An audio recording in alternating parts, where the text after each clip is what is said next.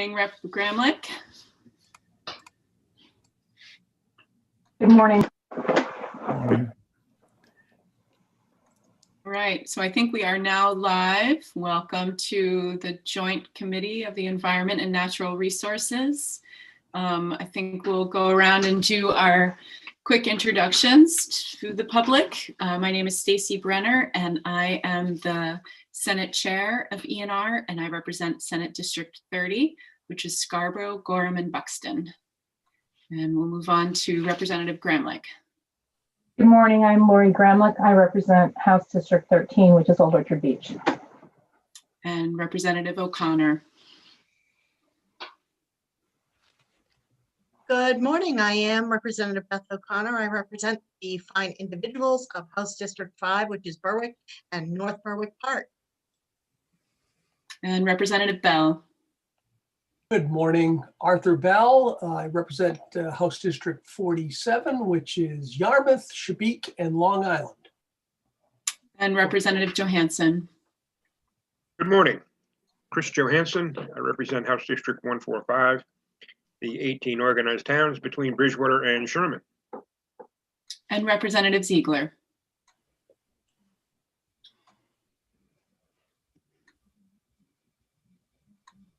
Oops, I think we don't hear you.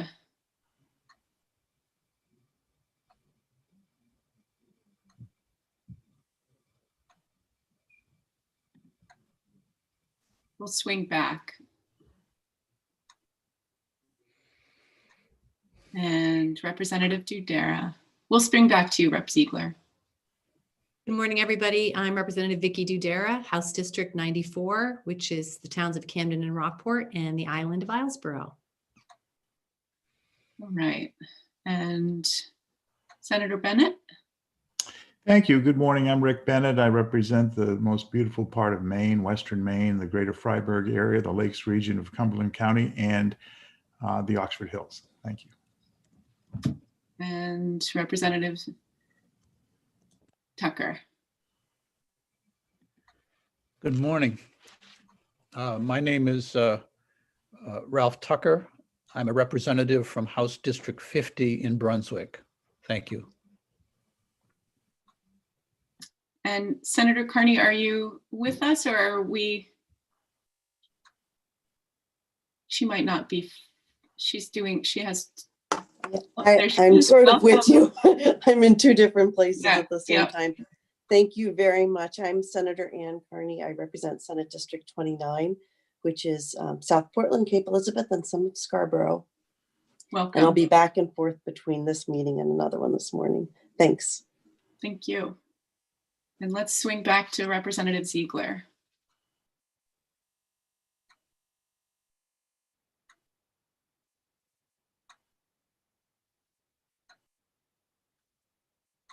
I think you're on mute.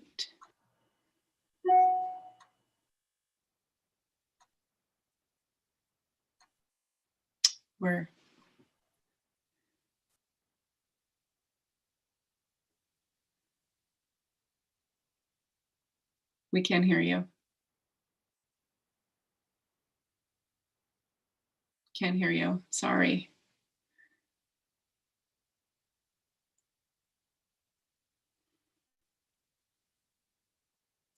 Okay, we'll swing back. Anybody lip read?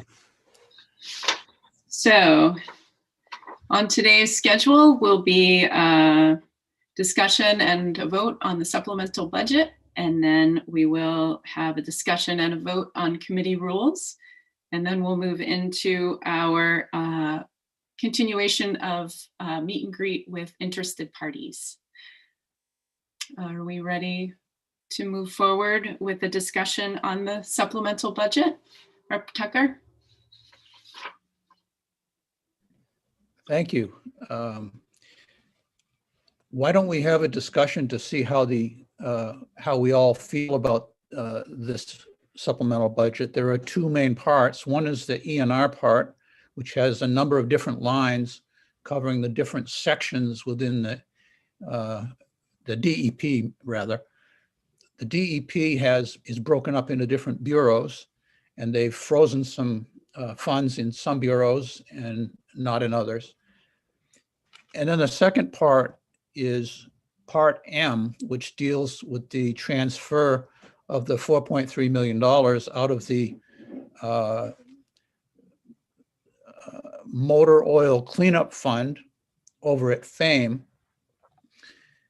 and transfer that money to another cleanup fund at ENR so that it can be used specifically to clean up PFAS, which is very important. All of you were invited to the Appropriations Committee to hear the testimony of Bill Norbert and Melanie Loisum.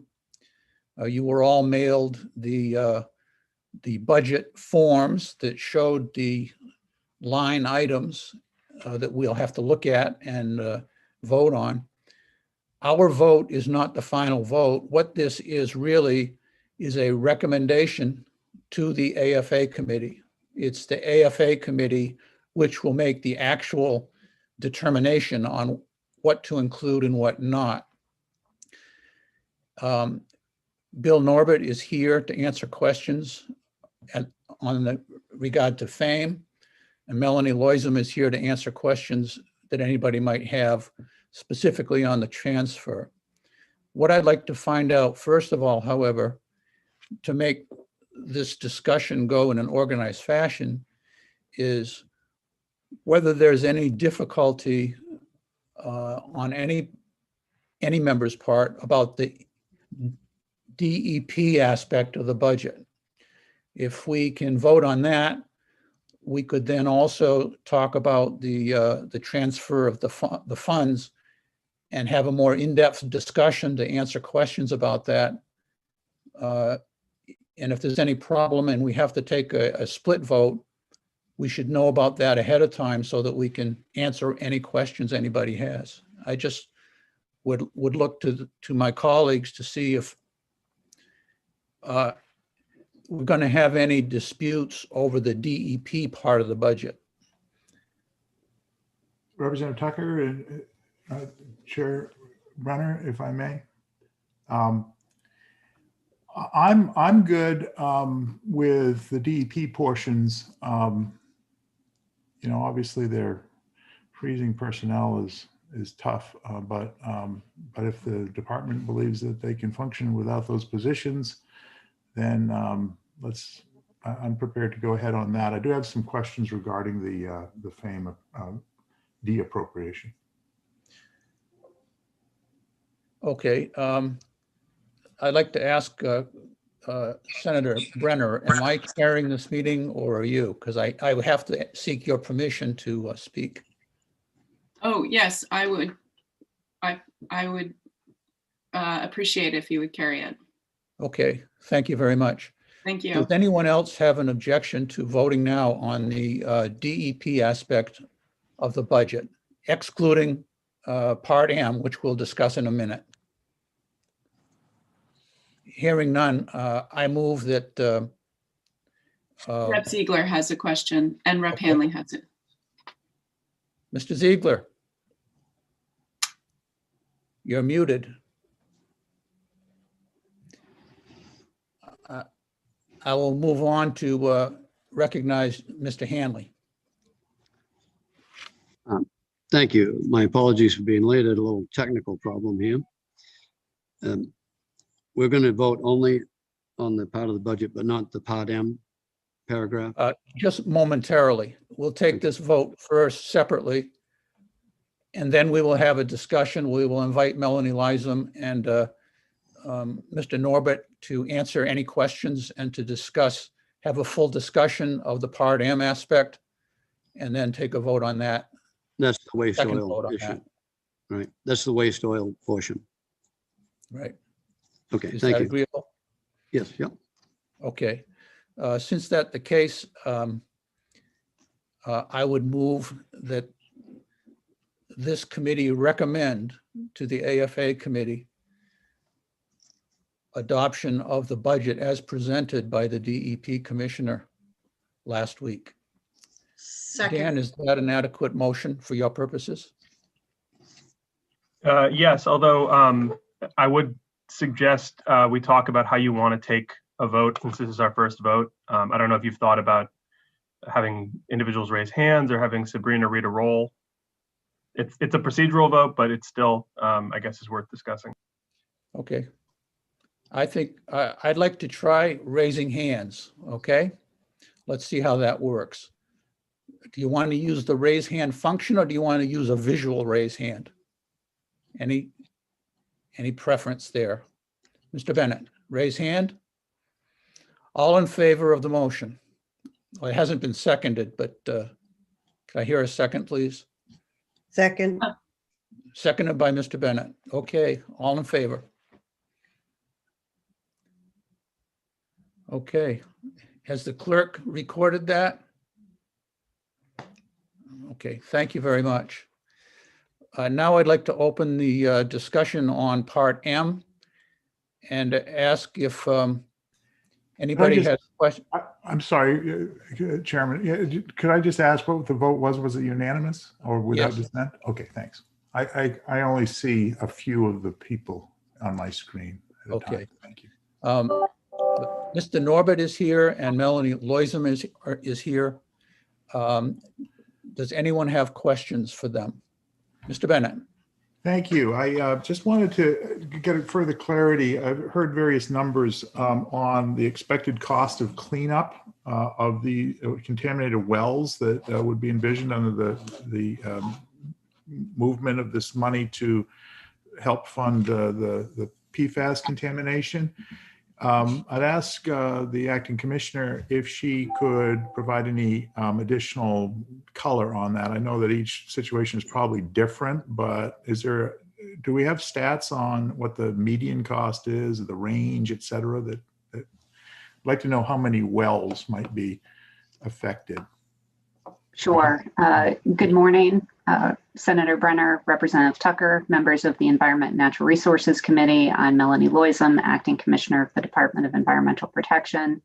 The last estimate I was given is that for an individual homeowner well, installing a treatment system designed to accommodate additional variables for the well quality, for instance, hardness, sulfur, et cetera, is in the range of $18,000 to $24,000. That includes the costs for 3 years of maintenance of the filter media and for annual testing and potentially more frequently, depending on the concentrations that are seen.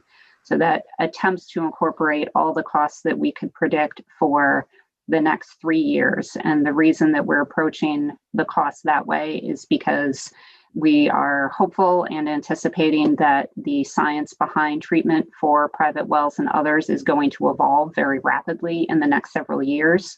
And so we're not overcommitting ourselves to an estimate that has a high probability of changing. Okay, may I follow? Yes, please do. Okay, so that seems like a so it's a 3-year commitment we're making. Are these new wells then, or are we going back and looking at wells that we exist? And do we have an accurate census of exactly how many wells are contaminated in the state that we need to deal with? These are individual homeowner wells. So these are existing wells. These are wells that people have been using on a daily basis to supply water to their homes. And then in terms of an inventory, I think you're going to hear a more comprehensive discussion from the folks in our Bureau of Remediation. We're doing a presentation to you all next week, I believe, on PFAS, and we are going to go in some depth to the investigation that's going on in Fairfield. Generally speaking, there is no database of all private wells in the state of Maine. We have a variety of ways that we identify if a private well is in use at a particular location, including coordination with municipal officials, working with our drinking water program, and sometimes even going so far as having to drive by individual homes and see if we can spot a wellhead. So do you have any sort of rough range of the number? So in the community of Fairfield, we have identified 29 wells that we already have under contract to install treatment systems at. We just recently received another round of test results, so I do not have a final number on how many more wells we will be adding, but I do know that we have more wells that we found in that round that exceeded our screening levels. We do not have a total number of all wells in the area, but we are approaching them in a stepwise fashion. So when we identify contamination, then we move out to sort of the next radius out around that. But you'll hear more detail about how we're trying to assess the full scope of impact next week. Okay, thank you. Representative Hanley. Yes, thank you. I had a side conversation. I'm sorry. Earlier, Commissioner, I think you mentioned that there was a total of 120 wells you were aware of. Is that a correct number?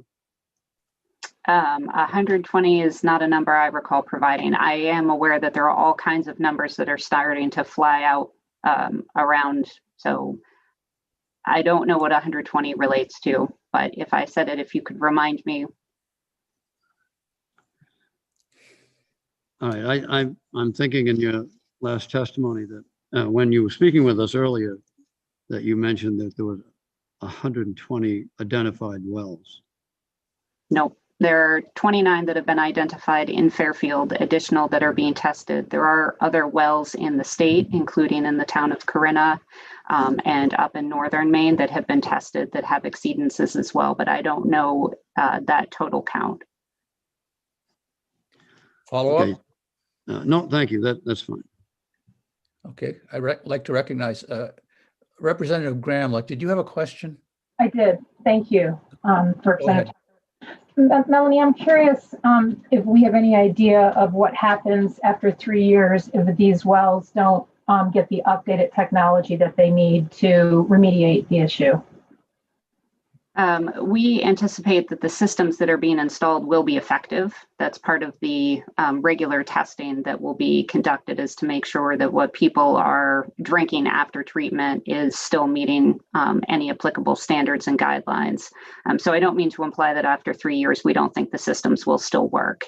It's just that it may be that 3 years from now, potentially due to economies of scale, for instance, it may be that there are much cheaper treatment systems that, as new wells are discovered, those new homes might not cost us $20,000. Thank you. Representative Dudera. Thank you. Director Loisem, I know you don't have a crystal ball, but I believe you did say the other day that you do imagine that this problem could grow. And I wondered if you could just talk about that a little bit.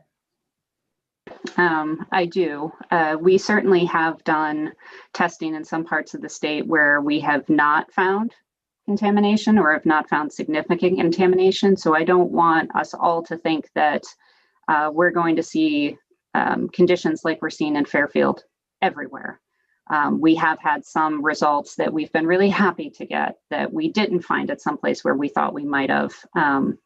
But I think based on what we are seeing as more data is coming in, connecting materials that have been spread in the environment to groundwater contamination, we think there is a pretty clear nexus. If those materials that were spread had a high enough concentration of PFAS back in the 80s and 90s, primarily when a lot of this was being used. So we do have reason to believe that we will find more of this over the next several years. Further questions? Further questions? Mr. Hanley, any further questions? No, if you're ready for a motion, I'll make a motion. Very good. What motion would you like to make? I'd like to make a motion on the money for Part M. Oh, by the way, excuse me, question first. I believe the number now is an even 5 million. Is that the latest update that I saw?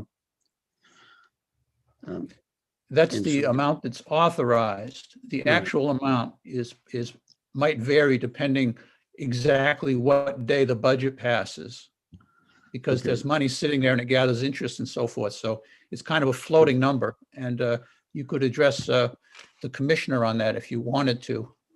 No, that's all right. I'll make a motion that we transfer all but $2 million to the water treatment program. I'd like to send the $2 million I'm talking about to the general fund. Is there a second for that motion? I'll second that motion. Representative Johansson seconded the motion. Is there any discussion? Okay, Senator Bennett. Thank you. I think we ought to do something about this PFAS problem, and funding it through this new fund makes sense to an extent. There is at $24,000 a well. That's $2.4 million would cover 100 wells. Now, I don't know whether that's in the next foreseeable future of 3 years or 2 years, or the extent of the supplemental budget, whether that's sufficient to make a dent, but it sounds like it might be based on the information given. I'm very reluctant, however, to send any of this money to the general fund because it's just a gaping maw of needs. And this money was paid by people putting motor oil in their car in one area that I think is necessary. It really needs funding that we're going to have to deal with in this legislature is the transportation budget. There's LD 162 is a supplemental highway fund. It needs money.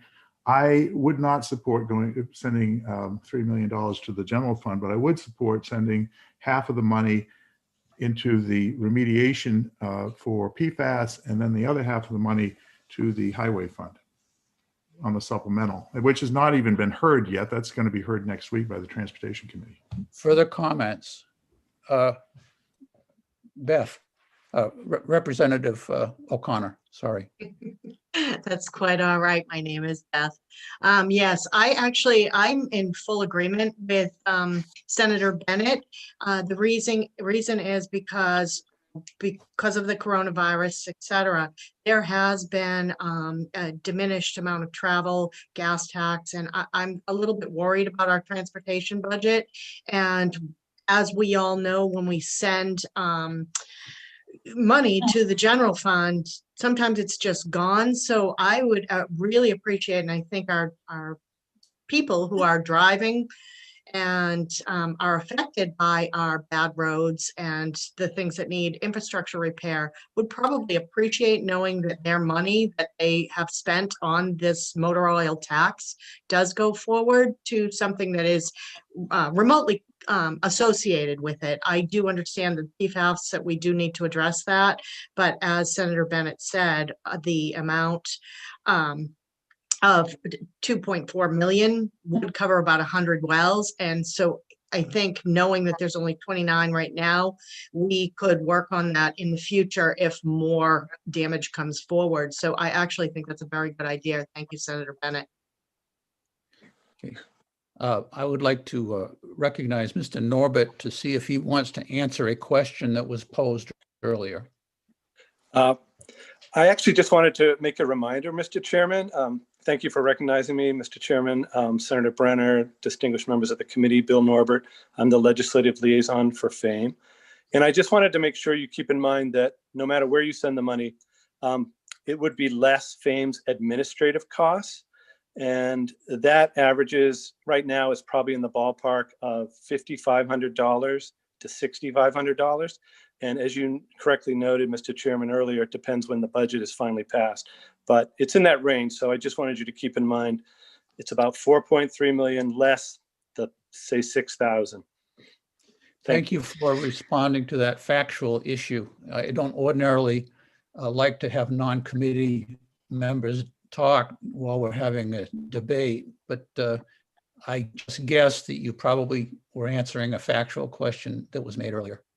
I'd like to recognize Representative Dudera. Thank you. Thank you, Mr. Chair. I mean, I think it's an admirable idea to give some money for transportation. And I think the discussion's correct that the transportation budget's going to suffer. However, I feel like this money, when I looked at this, I thought this is a perfect swap. I mean, this was money that had been put aside to help people with the groundwater. It's going for the same purpose. And this PFAS issue, while we hope it's not going to grow larger than it is, It probably is. And it's a huge, huge health problem for these folks who have these homes. Not to mention them trying at some point to ever sell them if they ever could do that. I mean, I think we need to be able to have the money to remediate as many people as come forward. And I feel like all that money should go into the PFAS remediation. I will now recognize myself and indicate that I will be voting against Representative Hanley's motion. I think all the money should go to the DEP's cleanup fund. It's cleanup funds transferred to cleanup funds. It makes a lot of sense to me. I should point out that this issue was before the ENR committee last spring, and the vote was 11-1 to send that money all to the DEP. The money is needed. This is, there's, the chances of getting any further money from the general fund are very remote. And I think that this is the one chance that DEP has to do some investigation and cleanup. We'll have further discussion of characterizing PFAS as a hazardous substance later in our debates on future bills that haven't come to us yet. But this is absolutely essential for the cleanup of PFAS. I now recognize Jeff Hanley. Thank you. Senator Bennett, would this be a friendly amendment that you're proposing to my motion? If you'd accept it, I would consider that an attempt at a friendly amendment, yes. Yes, I'll accept that, and that is now my motion. Okay, let me restate that and see if this is correct. Your motion is simply that we should adopt Part M and associated language in the supplemental budget as presented by Mr. Norbert last week at the AFA meeting. Is that correct? I'm sorry, I wasn't paying attention. I'm sorry. Say that again, please. I take it that the motion that we're looking at now is simply to approve all of the money from Mr. Norbert's fame, and any of the money that's left over should be transferred to the DEP for PFAS cleanup. That wasn't my motion, no. Well, what is your motion as amended? I don't understand. The Senator Bennett recommended half to the remediation fund and half to the transportation fund as a friendly amendment to my. I missed that. Okay. Thank and I you. accept Okay. it as friendly amendment. Very well. Thank you very much. Okay. That doesn't change it for me. I'm still voting against this motion as amended. Does anybody else have any comments to make? Senator Bennett. Just a quick question for Mr. Norbert. Thanks for the information. I noticed that it said that this transfer is going to happen on September 30th. This supplemental budget is presumably going to take effect as soon as it's passed. Why the September 30th? And was the $6,000 number that you referenced, is that per year as a fee, or is that quarterly, or is it monthly? Thank you, Senator Bennett. The September 30th can be moved closer. That was picked when we were originally thinking this would be another bill based on the one last year. And so we were trying to imagine when would the legislature adjourn in mid-June, late June, and when 90 days later would be a good time to terminate the statutory program. So we don't have an objection so long as we're given just a little bit of time to move that date closer. The supplemental budget, as you know, is an emergency. It would take effect as soon as the governor signs it or it becomes law. And at that time, the money could be transferred within a reasonable short time after. So we're open to suggestions on that. Your other question, the fee the fee estimate represents our monthly $325 per month administrative fee. And we have some back months. I forget whether it's 15 or so months to be repaid for. And then, it just depends how many more months, hopefully it won't be months, it takes for you all to enact a supplemental budget. Okay, thank you. I would recommend that whatever we vote on, and if there's a split vote, I think we should transfer the money as soon as possible and get it out of the hands of the Appropriations Committee. It's going to create as much mischief as possible. Senator Bennett, it is in the hands of the Appropriations Committee now. We are just making a friendly recommendation to them because of our supposed expertise. Yes, I'm fully aware of that. But, I served on the Appropriations Committee, and I know that sometimes one has to guard against your worst impulses. Very good. Mr. Tartikoff. Thanks. I just wanted to clarify the funds transfer provision, which is in Part M, Section M-13, directs the transfer of funds as soon as possible after the effective date of the legislation. So that would already be available to be done when the legislation takes effect, in this case, the supplemental budget. The September 30th date is the date for repealing the statutory provisions that outline the program. And so there was a necessity, I understand, for some lead time for that so they could wind down the program administration and terminate it. So I'm not sure that September 30th date needs to change. I think the fund transfer is already going to be immediate. Very good. Absent any further discussion, I don't see any hands at this point. I'd like to ask Mr. Tartikoff if he could articulate what the motion is as far as he sees it for the official record-keeping purposes. My understanding of the motion is to approve the portions of the budget in front of you that relate to FAME, and that's a single initiative in the report back document. And also all of Part M, with the change being to the transfer language that half of the fund transfer would go to the uncontrolled sites fund as proposed, and the other half would in some way go to fund the highway budget. Does everyone understand the motion? Is there any confusion at all? Okay, I'd like to ask the clerk. This Yes, is Representative Representative Lydia Bloom. I just joined the meeting. I'm sorry that I missed the discussion. It sounds like something new has happened, but I'm going to, I don't know, can I vote, I guess is the question. Certainly you can vote. Okay.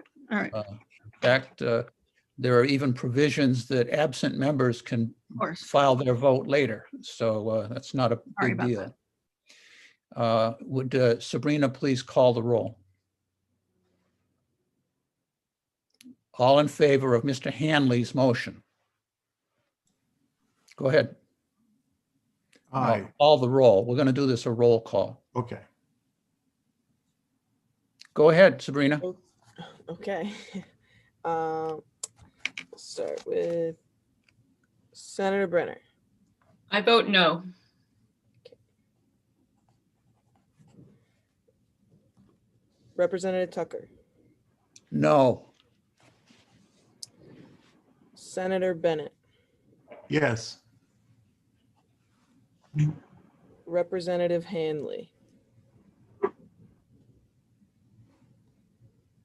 You must have been on mute. Excuse me, yes. Perfect. Senator Carney. No. Representative Bell. No. Representative Bloom. No. Representative Dudera. No. Representative Gramlich. No. Representative Johansson. Yes. Representative O'Connor. Yes.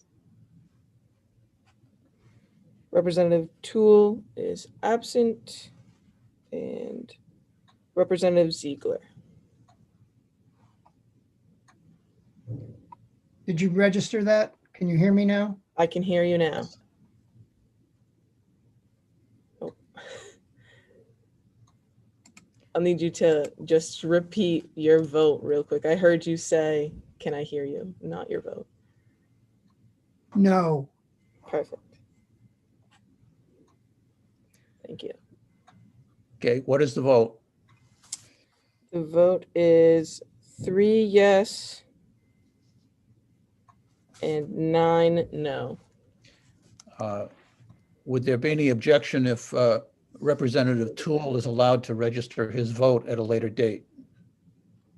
Mr. Chair, I heard 4 yeses. Yes.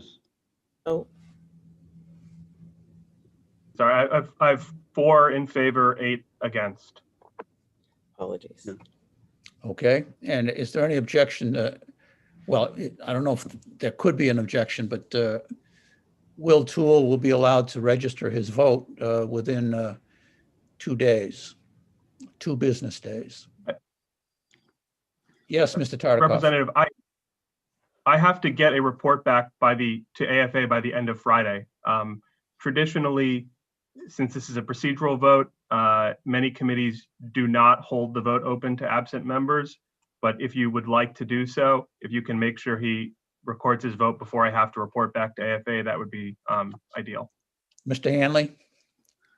Yes, thank you. I spoke with Will this morning. He's in the State House here today. I'll contact him and ask him if he can vote. I also would like to have a minority report concerning this, okay? Okay.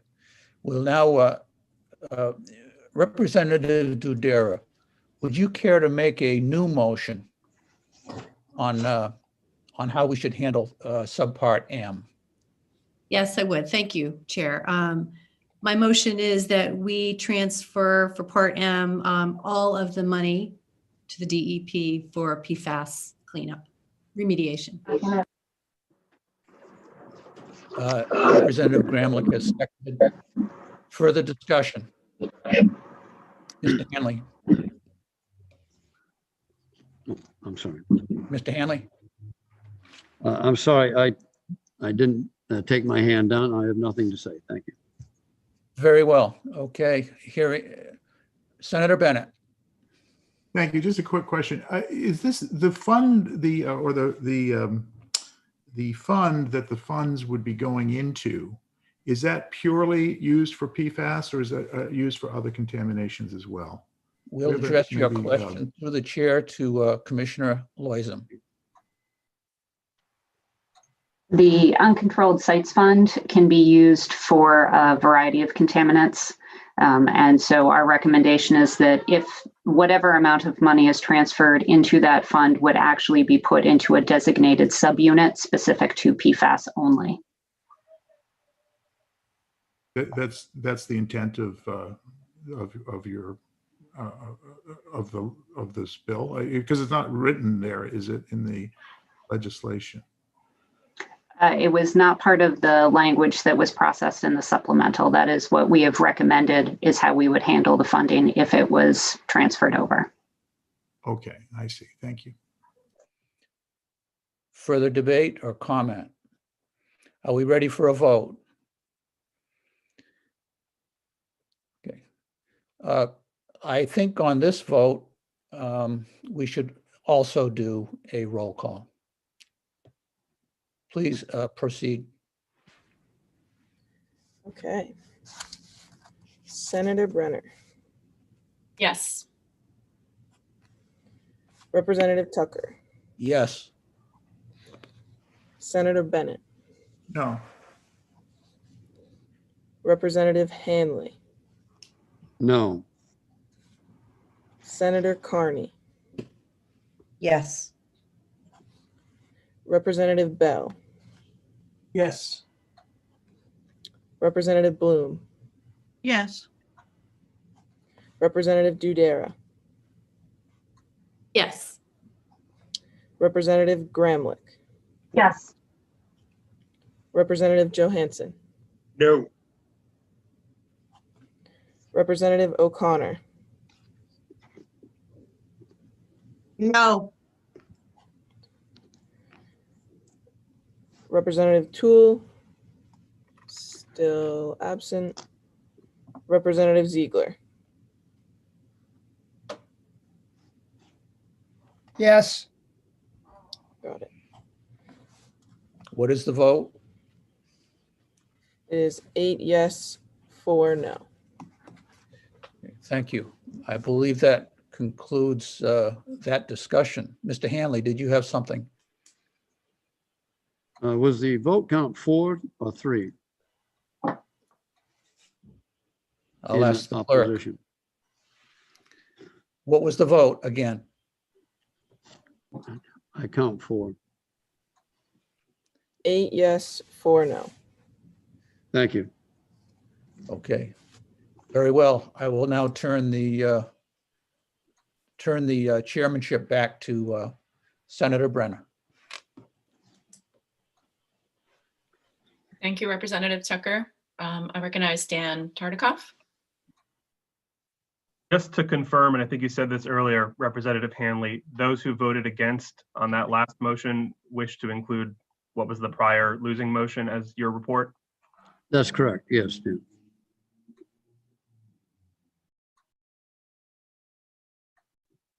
Okay, so now we're going to move into a conversation about rules and a vote.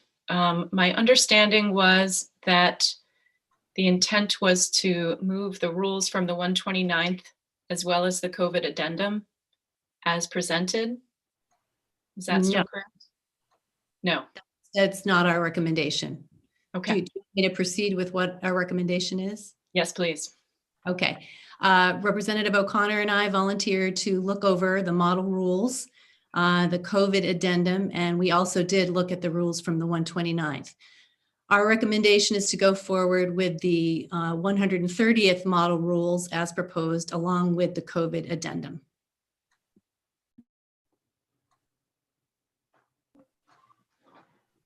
Representative O'Connor? Yes, that was precisely what Representative Budera and I actually agreed on, and I hope that we can move forward with a vote. Representative Tucker? Whoops, you're on mute. I apologize. I agree with this proposal. It's simple, and we don't have to get into all kinds of rabbit holes concerning Senator Saviello's old rules from the 127th, the 128th, and the 129th, and we'll start fresh. Thank you. Does anyone want to put forth a motion? I will. I move that we adopt the recommendation of the subcommittee that we go with the model rules and the COVID addendum. I second that. Any further discussion? I believe we could vote on this with a show of hands. All in favor? Wonderful. You guys all set with that? Okay. Whew, that was easy. All right, everybody ready for some meet and greets? Just to remind our guests how this will work. Our clerk will admit folks into the room and then discharge them.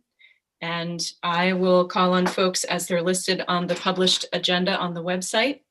And each guest has 2 minutes. I will hold up my trusty iPhone timer when you have about 20 seconds left, just to alert you to the time. And we look forward to saying hello to everyone. Representative Tucker. Yes, I learned this morning at our House Chairs meeting that when attendees are switched in status from being attendees to being presenters, what happens is their picture will disappear. Yes. they're on their screen, as they're looking at their screen, the screen will go blank. There'll be a little circle thing that goes around, and then their picture will come up. And so the attendee, this is for the attendees to know, don't panic when all of a sudden your screen starts going around in circles. You will be coming back after a transition. So I just wanted to let them know that. Thank you. Like cartoons when the character goes through some sort of warp zone. That's how you'll enter our meeting. Okay, everyone ready to get started? First on my list is Ben Lucas. Welcome, Ben. Hi there. Good morning, members of the Environment and Natural Resources Committee. My name is Ben Lucas. I am the Executive Director of the Maine Jobs Council. The Maine Jobs Council is a new statewide member-driven advocacy organization that advances public policies to support the creation and preservation of foundational jobs in Maine. We are a nonpartisan organization, and our members believe that Maine's future economic prosperity and quality of life depends on growing our base of stable, good-paying jobs in various industries such as manufacturing, construction, transportation, energy, farming, fishing, forestry, and adapting to new 21st century technologies and innovations. The Maine Jobs Council has been in existence for about a year and a half. We have nearly 100 members ranging from Aroostook County to York County, from Oxford County to Knox County. Our members are all Maine-based, small to mid-sized employers who provide foundational jobs. Many are family-owned, multi-generation businesses and have employed multi-generations of Mainers. Our members have a deep commitment to their employees, their communities, the Maine people, and our way of life. We'll be engaged in the legislative process through public testimony, communicating with lawmakers, regulators, and others in the public policy arena. We will emphasize a member-driven approach to our advocacy, and our members will play a direct role in communicating. To conclude, I just want to thank the chairs of this committee for giving me the opportunity to speak and introduce myself and the Maine Jobs Council. I also want to thank the members for listening. I look forward to working with all the members of this committee over this upcoming legislative session. I'll be following up with my contact information, and please feel free to reach out if you have any questions or concerns. And thank you. Thank you, Ben. Susan Gallo, welcome. Hi. Hi, Chair Brenner, Chair Landry, and members of the ENR committee. Thank you for the opportunity today for all of us to speak. My name's Susan Gallo. I'm the Executive Director of Maine Lakes. We are a statewide nonprofit membership organization. We have about 2,500 members, including both individual members and about 80 Lake Association members. We were known for a long time as the Maine Lakes Society and Maine COLA before that. We've shortened ourselves to Maine Lakes, but we have a new website and a new logo, but we are the same organization. We work to promote, protect, and enhance lake and water quality and to preserve the ecological, economic, recreational, and aesthetic benefits of Maine's lakes for residents, for visitors, and for wildlife. We have a very limited presence in the State House, or I suppose on the Zoom State House this year, but we work closely with about a dozen other lake and watershed organizations, and we have an active grassroots advocacy network that we mobilize. They are motivated people who are very motivated and very passionate about clean water and clean lakes, and we feel grateful that they speak up when they need to, and I'm hoping you'll hear from some people some of our members this session. But our primary legislative agenda is about anything to do with lakes and water quality.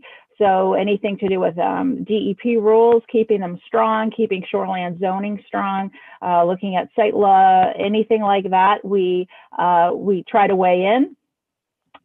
Just outside of the legislation, our flagship program is Lake Smart. That was a DEP program that started and was transferred to us in 2012. And we're grateful for the funding that comes from DEP for that program. And so we are a resource for you, anything on lakes, lake water quality impacts. Our website is lakes.me, and please call on Maine Lakes anytime you need information or resources on lake and water quality issues. Thanks so much. Thank you, Susan. And Stacy Kiefer is next. Welcome, Stacy. Good morning, Senator Brenner, Representative Tucker, and the rest of the committee members. Thank you for this opportunity. My name is Stacy Kiefer. I am the Executive Director of the Maine Marine Trades Association. I have the privilege of representing about 120 of Maine's finest boat builders, boat yards, marinas, marine retailers, and more. We collectively have about a $2.9 billion economic impact on the Maine economy. And we exist to promote the growth, prosperity, and cooperation within the marine industry, both recreational and commercial boats. MMTA works proactively with Maine DEP on many topics, and we help educate our members on compliance issues.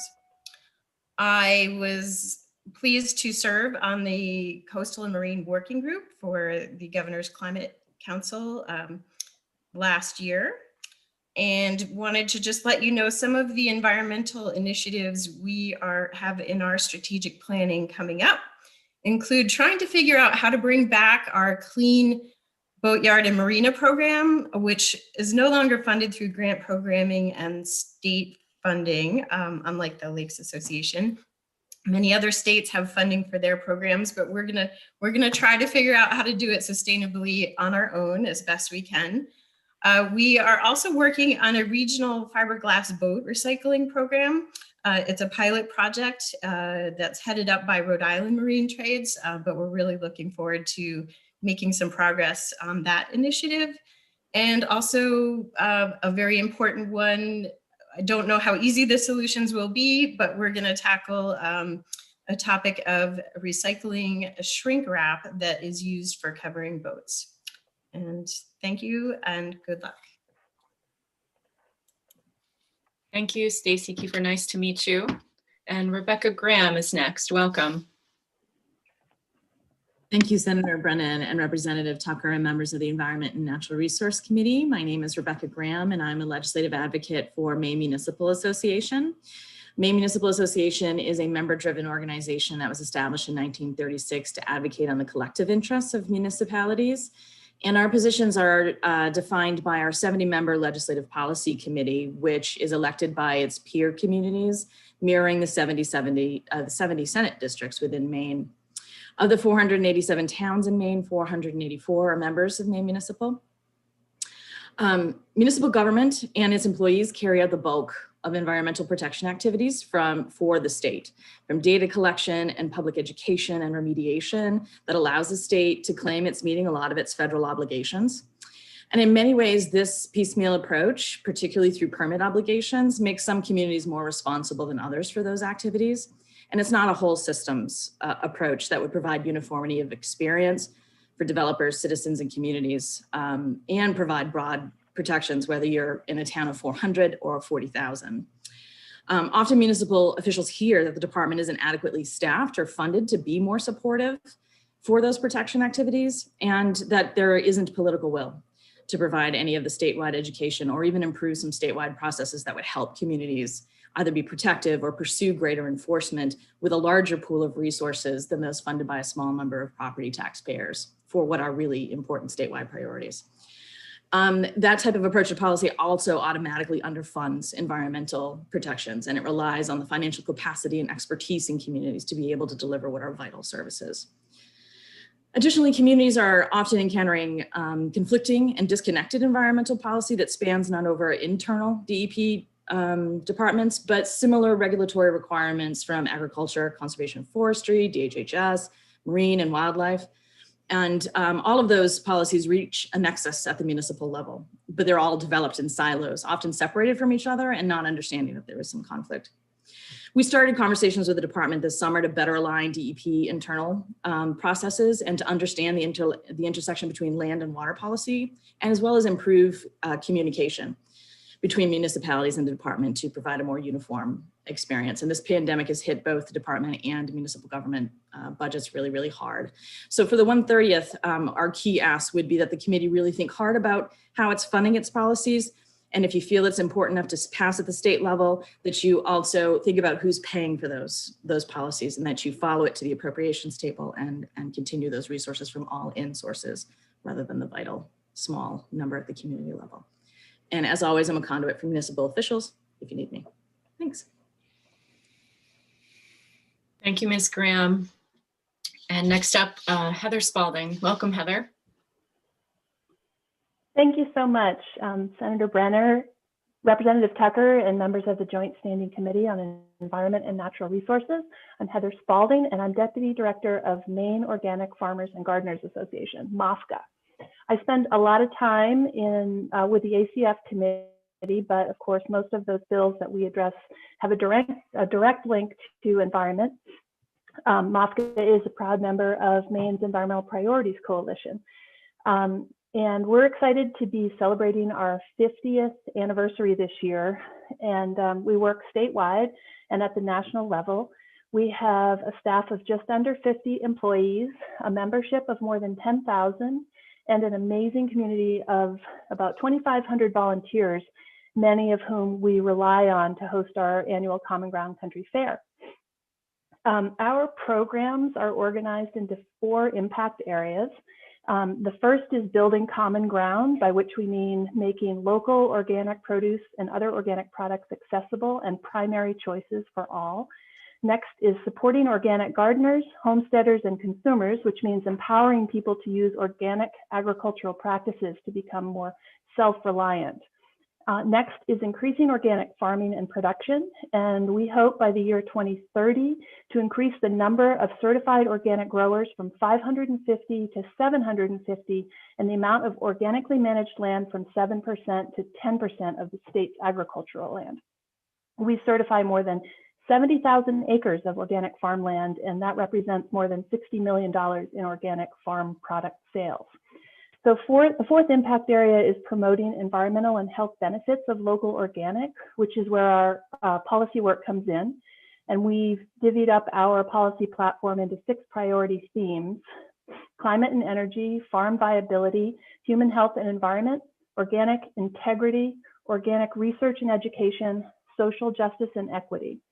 And in this legislation, of course, we're prioritizing the common agenda of the Environmental Priorities Coalition, with special emphasis on eliminating aerially spraying herbicides for forestry management, recognizing tribal sovereignty, the land for Maine's future, aligning state agency decisions with Maine's climate action plan, and holding manufacturers of PFAS accountable for poisoning Maine land, water, and people. Our top priority is establishment of the Maine Healthy Soils Program with leadership from Senator Brenner. I hope you'll all co-sponsor this important legislation. And we're also going to pick up where we left off with many of the pesticides bills, focusing on neonicotinoids, glyphosate, chlorpyrifos, pesticide use data, and spray notification. Thank you so much, and I look forward to working with you. Thank you, Heather. And Rebecca Bullis is next. Good morning, Senator Brenner, Representative Tucker, and distinguished members of the Joint Standing Committee on Environment and Natural Resources. My name is Becca Bolus, and I'm Executive Director of Maine Public Health Association. MPHA is the state's largest, oldest, and most diverse association for public health professionals. The mission of MPHA is to improve and sustain the health and well-being of all people in Maine through health promotion, disease prevention, and the advancement of health equity. As a statewide association, we advocate, act, and advise on critical public health challenges, assuring that all people in Maine lead healthful lives, regardless of their income or where they live. We are not tied to a national agenda, which makes us responsive to the needs of Maine's communities, and we take that responsibility seriously. Like you were just hearing from Heather, we are also a member of the Environmental Priorities Coalition, and we served as a co-lead of the Maine Climate Council's Community Resilience Planning, Public Health, and Emergency Management Working Group. Data show that a person's zip code is a strong predictor of their health status, and it's stronger than their genetic code. As such, as public health professionals, we are focused on improving the broader systems and the complex factors that control our health. This session, we expect to be in front of this committee on a few different issues, but in particular, those related to climate change, mitigation and adaptation, and recycling and waste management. I want to thank you for your time and for your service on this committee, and I look forward to working with you all this session. Thank you.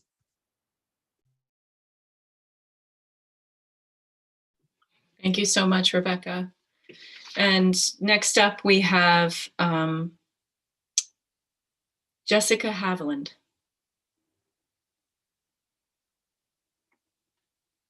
Jessica, are you with us?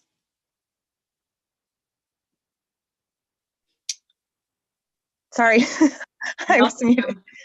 Thank you. Good morning, Senator Brunner, Representative Tucker, and members of the ENR committee.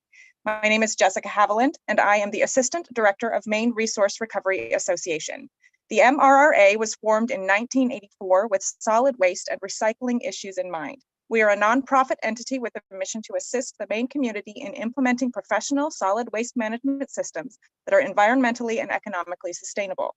Our goal is to promote sustainable materials management in Maine by providing educational programs, materials brokering services, and planning tools to municipal and business managers and to solid waste professionals. Our members number over 150 cities and towns, including transfer stations and recycling centers. MRRA markets recyclables, provides transportation, administers revenue sharing among the towns, and provides other solid waste and recycling services, such as our backyard composting supply sale. We provide educational and networking opportunities at our annual conference, annual meeting, and other workshops throughout the year. COVID has made these events a little different, but we are rolling with it. Presentations and vendor opportunities focus on waste reduction, composting, and recycling, allowing for extensive sharing of best practices and real-world experiences to improve management of materials. We are engaged to identify unmet needs that municipalities have to determine if there are additional services that we can offer to give further support.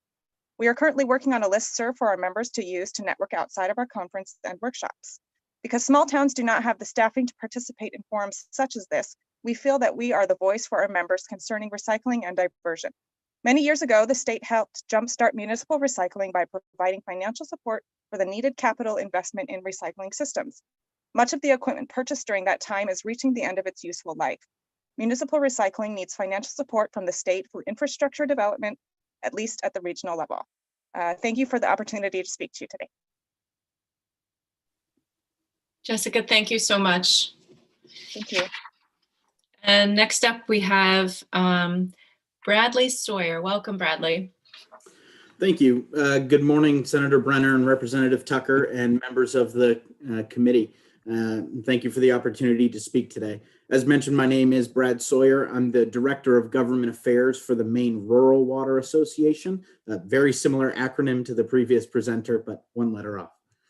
We are a nonprofit trade association representing just under 300 water and wastewater systems around the state. Our membership spans from the smallest districts with 10 or 20 connections up to the largest utilities of the state with thousands of water and sewer connections.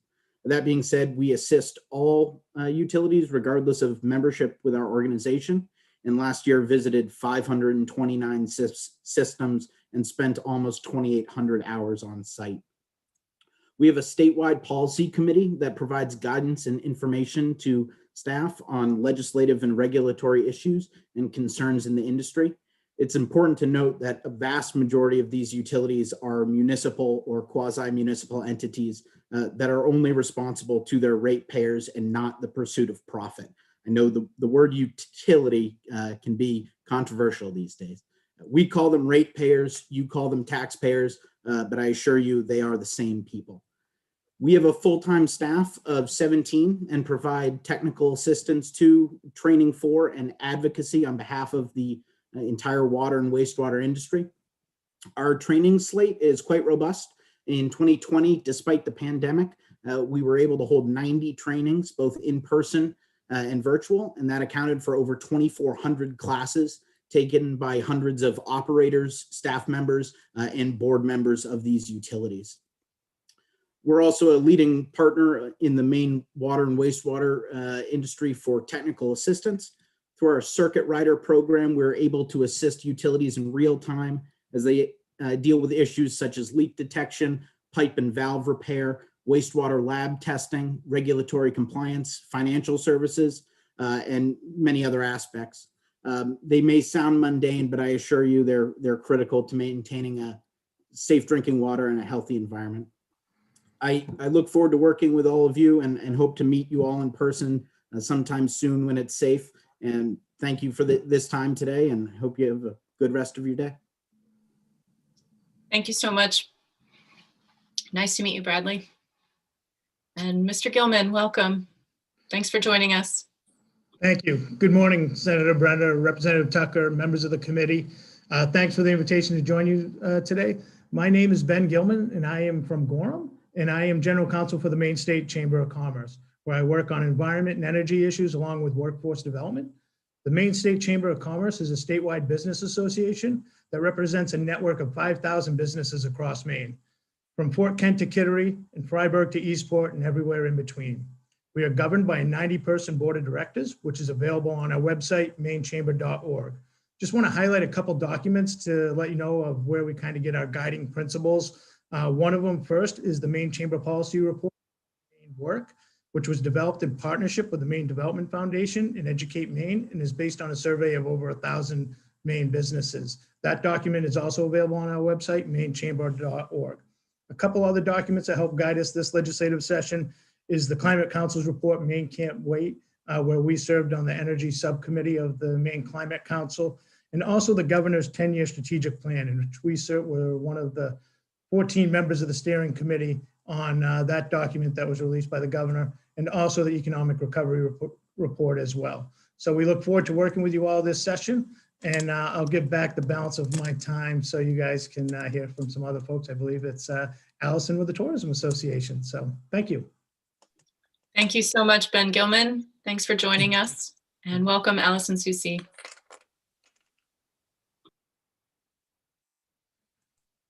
Thank you, Senator Brenner, Representative Tucker, members of the committee. I am Allison Susi. I'm the Chief Operating Officer and the Director of Government Affairs for the Maine Tourism Association. MTA is a nonprofit association, and we are the largest tourism association in the state. We represent all tourism interests: lodging, retail, restaurants, camps, campgrounds, guides and tours, cultural, historical attractions, amusements, and everything else. We will be 100 years old in 2022. We also operate the 7 state visitor information centers and produce the state's official travel planner and highway map. We are sometimes confused with the Maine Office of Tourism, which is the state tourism agency under DECD, and we work very closely with them, as you just heard, in partnership with the visitor centers and the publication, but we are a private nonprofit business association. We are kind of unique as an association because we serve not only our members, but we have that forward-facing visitor portion as well. We are also represented by Mitchell Tardy Jackson, who you'll hear from later this morning, so you may hear from them on our behalf at some time in the future. Of course, you know the tourism industry was hit extremely hard by the pandemic, and so our priorities for the session are basically to keep costs down for businesses as they, struggle with closures and limited customers, limited openings, and to limit new regulations not related, of course, to health and safety for the pandemic. And it may not be obvious why ENR and tourism are necessarily connected on too many issues, but since tourism is one of the largest private industries in the state, and it exists in every part of the state, unlike most industries, plus 95% of the money brought in from the meals and lodging taxes goes into the general fund and is spent however the legislature and governor sees fit. Only 5% of those tax dollars actually turns around and is dedicated to tourism. So tourism relates to every committee, every budget, and every district. So the key to Maine's economic recovery is really tourism's recovery. And I look forward to working with you, and thank you for your time today. Thank you, Allison. And Roger Krause, welcome. Thank you for joining us. Good morning. Thank you, Senator Brennan, Representative Tucker, and members of the Committee on Environment and Natural Resources. My name is Roger Krause. I'm the General Manager of the Kennebec Water District in Waterville. I'm here today to represent the Maine Water Utilities Association. Few things are as important to our public health, public safety, and our economy as safe and reliable drinking water. Maine Water Utility Association was formed in 1925. We represent 109 water utilities serving more than 650,000 Maine residents across the state of Maine. We seek the support of legislators in the creation and promotion of public policies that include the following: protection of sources of drinking water, enabling water utilities to maintain rights and access to sources of drinking water, recognizing the essential nature of our work and of our employees, dedicating state revenue to support the replacement of aging infrastructure, and maintaining an appropriate balance between state regulatory control and local control. Maine Water Utility Association works closely with other water associations in the state of Maine, including Maine Water Association, which you just heard from, and Maine Water Environment Association. Where appropriate, our three associations may provide joint testimony. You may have in front of you from representing Maine Water Utility Association, Bruce Berger, who is our executive director, members of our Maine our legislative committee. I serve as the chair of that committee, and Jim Cohen from Barrow Law, Main Street Solutions, and his staff may also represent us as they provide lobbying services for us. Maine Water Utility Association, serving safe drinking water 24/7. Thank you for your time. Thank you, Mr. Kraus. I'm now thirsty and I have no water to drink. We've got plenty. And Tim Wade, I apologize. I passed over you, and but we would still love to hear from you.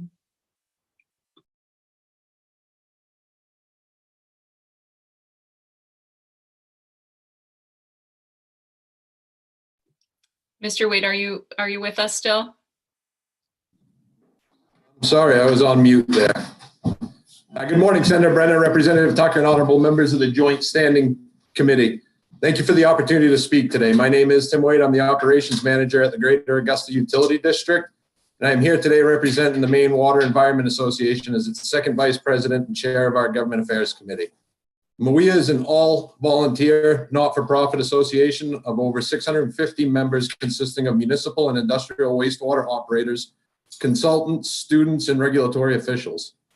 MWIA represents over 95 wastewater treatment plants, serving over 125 communities throughout the state. We work actively to educate the public, ratepayers, elected officials, and other stakeholders on many of the critical environmental issues that affect Maine's water environments, public health, and our economy. The mission of the Maine Water Environment Association is to support and enhance Maine's water environment community. In order to achieve this, we focus on promoting training opportunities, supporting balanced environmental policy and practice, promote education and collaboration with the public to protect and enhance Maine's water resources, and foster a strong and resilient water environment community. MWIA has been tracking and preparing testimony for multiple bills, some likely to be considered by your committee. PFAS limits and treatment, nutrient limits, COVID-19 vaccination schedules are a few of the most important issues to our association currently. You may hear from other members of our executive board and our Government Affairs Committee testifying on different legislation throughout this session. MWIA works closely with other water associations, including Maine Water Utilities and Maine Rural Water, both of whom you recently heard from. And as Roger stated, when appropriate, our three associations will provide joint testimony. I'd like to thank the chairs of the committee for the opportunity to introduce MWIA. We look forward to working with you this session and invite you to use us as a resource as you consider legislation involving water quality and specifically those involving wastewater systems. Thank you.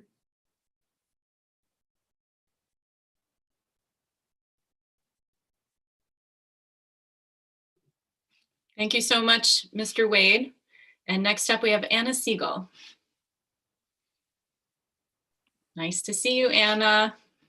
Hi. Hi, my name is Anna Siegel. I use she, her pronouns, and I'm a young climate activist going to school in Portland, Maine. I'm at school right now. That's why I'm wearing a mask. Tell me if you need me to speak up. I am the co-organizing director of Maine Strikes and a core member of the statewide coalition Maine Youth for Climate Justice.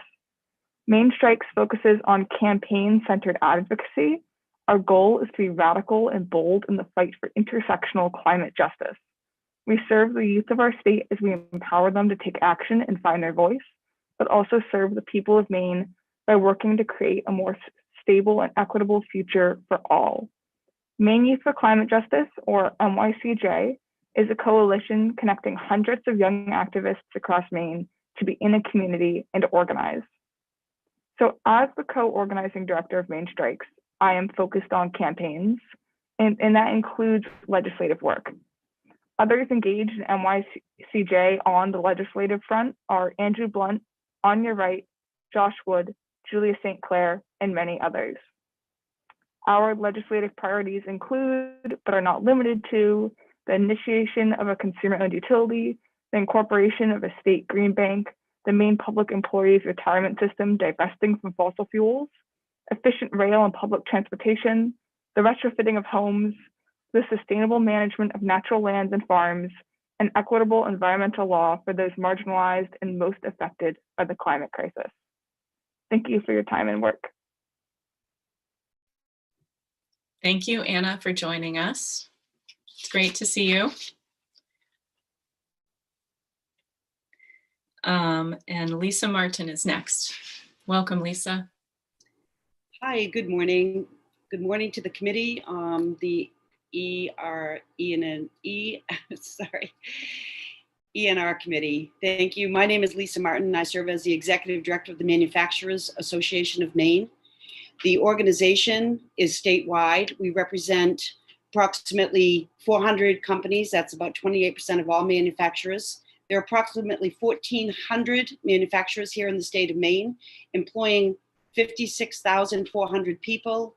The average wages of $58,100. The manufacturing sector GDP is $5.9 billion, or just a little bit over 11% of the state GDP. The manufacturing sector represents 10% of the total statewide employment. It is Maine's 6th largest sector in terms of numbers employed, and advanced manufacturing has the strongest direct multiplier effect for $1.33 for every dollar spent. Our organization represents approximately 29,000 employees. That's about 51% of all manufacturing employees around the state. The association provides business services, member services, legislative and advocacy, education and workforce, and networking for our industry, our members, and their employees. What we propose is to grow and build a strong STEM economy. One of the things that we're very proud of is this association has engaged over 13,500 students and educators and bringing them into manufacturing facilities across the state to show them the modern world of manufacturing and the amazing career job and opportunities. Our association also administers the Robotics Institute of Maine. Those are the student programs that we fund around the state to engage students in robotics. The Manufacturers Association's policy priorities are a pro-growth, pro-manufacturing environment. We work specifically around employer law and regulations, workforce and education, environmental and energy, and taxation. We were very proud to conduct a feasibility study on a program called Waste to Wares, where we work with a number of manufacturers across the state to look at their waste streams and look at the opportunities to take those byproducts and recycle them and upcycle them and create new products. So we're very excited in working in those types of atmospheres. So as a representative of this sector, we are pleased to be working and talking with you as you are moving forward on your legislative agenda for this year. And I specifically thank you for your time to be here this morning. So thank you. Thank you, Ms. Martin. And next up is Michael Carroll. Welcome, Michael. Thank you, and thank you all for your time this morning. My name is Michael Carroll, Executive Director for the Municipal Review Committee, known as the MRC. MRC is a nonprofit regional association that represents 115 member municipalities in central, northern, and eastern Maine, Our mission is to ensure affordable, long-term, environmentally sound disposal of MSW for our members. The MRC was first formed in 1991 to renegotiate waste disposal agreements with the PERC facility. As local landfills were closed, more municipalities joined the MRC, peaking at a total of 133 members, representing 187 cities, towns, and public entities in the area centered around Bangor, ranging from Boothbay Harbor to Washington and Aroostook counties. The MRC began planning in 2007 for the period after 2018, when the contracts with PERC expired. In 2013, the MRC solicited proposals to develop an MSW management facility to come online in 2018. The development rights were awarded to a company called Fiberite. Coastal Resources, located in Hamden, Maine, managed by Fiberite, began processing MSW in spring of 2019. Unfortunately, the facility experienced some technical challenges without having sufficient capital to address them. Although a financial plan was developed, that plan could not be completed after markets were in turmoil in the start of the pandemic. The facility suspended operations in May of 2020, while the MRC led the search for a new owner to reopen the facility. MRC has now signed an MOU with a potential buyer with the hope of reopening the facility this spring. In the interim, the MRC helps members manage their MSW through temporary arrangements until the return to the methods of maximum waste diversion on a long-term basis. Thank you, everybody. Thank you, Mr. Carroll. And next up, we'll welcome Pete Didesheim. Help me with that, Pete. Pete Didesheim. Yeah. Didesheim. Thank you. Welcome. Yes, thank you. Senator Brenner and Representative Tucker and distinguished members of the Environment and Natural Resources Committee. I'm Pete Didesheim. Good morning, late morning. I'm the Advocacy Director for the Natural Resources Council of Maine, also known as NRCM. Our offices are located in Augusta, about a block away from the State House, but I'm online today and every day from my basement in Brunswick. NRCM is the state's leading environmental advocacy organization. We have 25,000 members and supporters located in 440 Maine towns with members in all of your districts. You likely will hear from them and have heard from them in the past. They're passionate about the natural resources that make Maine so unique and wonderful. NRCM has worked closely with the ENR committee over the decades on a range of policies and laws that have helped protect Maine's rivers, lakes, and streams, have helped protect our air quality, reduce carbon pollution, increase recycling, including product stewardship programs, protected our land and wildlife. This committee has a really long and significant record of bipartisan action to protect the natural resources of Maine that are among the state's most valuable assets for Maine people and our economy. We are interested in most of the 79 bills that have been referred to this committee. You'll hear from several of our staff this session on many of those bills. A number of those bills were before the committee last year, and we're close to getting across the finish line. We look forward to seeing those pass the finish line this year. We hope the unwanted prescription drug take-back program is one of them, the recycled content bill. We also think the EPR for packaging bill that Senator Bennett has brought his support to, along with Representative Grohowski. We think that's an important bill. You've got a number of bills on climate in front of the committee this year that we look forward to working with you on. We want you to treat us as a resource. We'd be glad to work with you to answer any questions, track down any information you are looking for on any of the bills that come before your committee. Again, we really are proud of the work that this committee has done, both to create new environmental laws and defend those laws. And you as a committee have a lot to be proud of for the legacy of landmark environmental accomplishments that you've added to the Maine statutes. So thank you, and look forward to working with you this session. Thank you so much.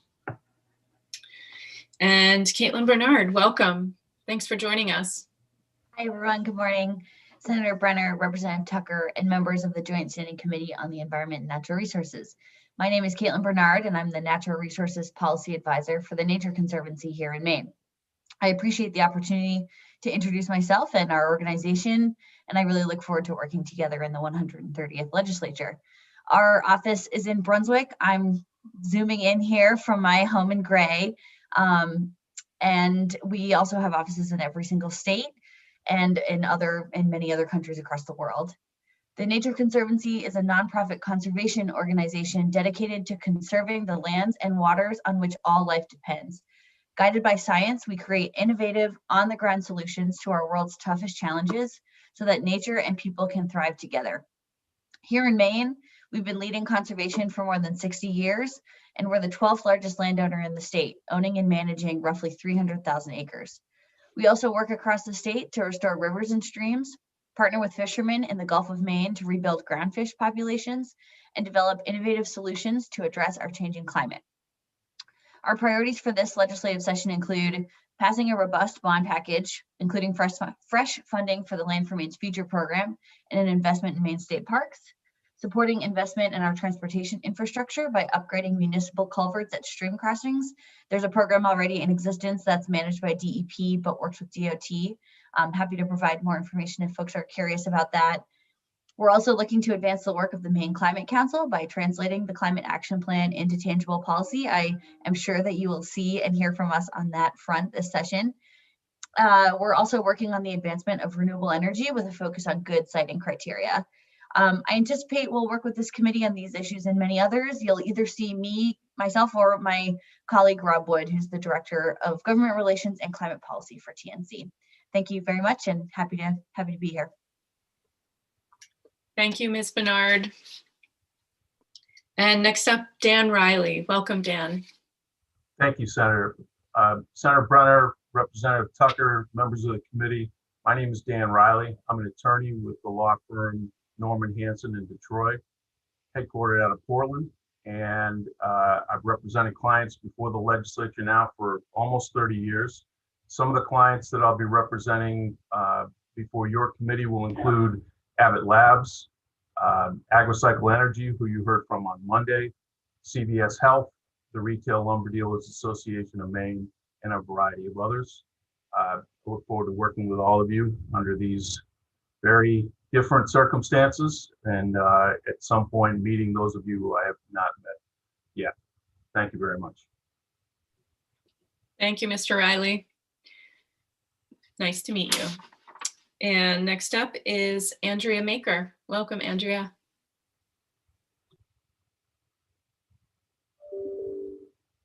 Andrea, you're on mute still. Got me. We should like charge a quarter every time that happens, right? Good morning, Senator Brenner and Representative Tucker and Sabrina. I'm looking for my law partner, Ann Robinson, to also be joining for this 2-minute introduction. So I am Andrea Chincat Maker. I'm an attorney at Pierce Atwood, and I anticipate appearing before your committee on behalf of 3 clients. One is Poland Spring. This is a now 176-year-old commercial spring water bottling company that sustainably withdraws water from 10 spring sites around Maine. They employ almost 900 Mainers, and they live in about 100 communities, most of them rural. Last month, all 3 of their bottling plants in Maine received the Global Platinum certification from the Alliance for Watershed Stewardship, which they think is a huge accomplishment. The company is also committed to transitioning to 100% recycled content in its still water products by 2022. I also work with Casella Waste Management and Casella Resource Solutions. You heard from them on Monday. And finally, my colleague Elizabeth Frazier and I represent the Maine Real Estate and Development Association. The acronym is MREDA. This is a statewide membership organization of over 300 organizations now, with a mission to promote responsible real estate development and ownership. And now I cede my time to Ann, who's on mute. That's a quarter for her. My apologies. Senator Brenda, Representative Tucker, and members of the committee. I am Ann Robinson. I'm a partner with Pierce Atwood. Pleased to be able to say hello to all of you. I'm a career-long lawyer lobbyist. I represent a number of clients, but the clients for whom I'm more likely to be in front of this committee are PhRMA, which is the Pharmaceutical Research and Manufacturers of America, which is comprised of the nation's leading biopharmaceutical companies. They're devoted to finding ways to save and improve lives in Maine, and also Scott's Miracle-Gro company, a leader in lawn and garden products. And I'll just point out, owns a plant and operates a plant in Medway, Maine. Thank you. I see my time's up. Thank you so much, Andrea and Ann. Nice to see you both. Thank you. And next up is Brennan Giorgiani. Welcome, Brennan. Good morning. My name is Brennan Giorgiani. I work for the Plastics Industry Association.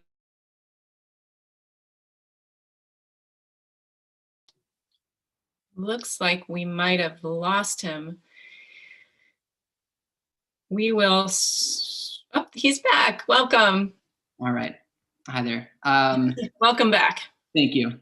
I work with the Plastics Industry Association. We go by the name Plastics, and that's because we're proud of our material and the contribution it's made to society. We're unique in that we represent all aspects of the value chain, so material suppliers, equipment and mold makers, processors, and even recyclers. Our positions and our views encompass all facets of the plastics industry, which really position us for the greatest success.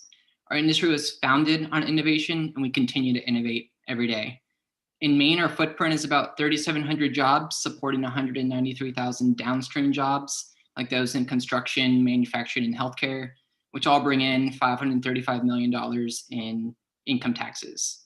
The products that we make, our members make, were vital during the outbreak of this pandemic, from shields and masks and gowns, to plastic swabs, which are vital for testing and screening, food service packaging, which help keep small businesses and restaurants operational, and other protective packaging, which is helping protect the products that are being shipped through commerce through online shopping. Today, foam coolers and syringes are helping with the distribution of COVID-19 vaccinations. Notwithstanding this last year, we're typically engaged in work such as funding equipment upgrades to capture more flexible packaging, integrating new processes in the recycling supply chain to capture material that was being ignored or missed. And now we're developing best practices for incorporating recycled content into our products. Last year, we engaged the legislature on 2104, a bill about extended producer responsibility. I just want to reiterate that we assist our members regarding the roles they play in their communities. Each one of our members, from equipment manufacturers to processors, all play a role. And we really are proud of the work that they're doing to help meet some of our sustainability and waste aversion goals. In closing, I just want to say that our products offer environmental benefits throughout their entire life cycle. Sustainability is one of our pillars. We're focused more than ever on end-of-life issues, and we're here to answer any questions about those plastic products we know you're all familiar with, but you might not know how it was made or why. Thank you. Thank you so much, and apologies for the Zoom mishap. That's all right. And Mr. Garrity, welcome. Nice to see you over here. Hello, how are you, Senator? I'm well, Thank yourself. you.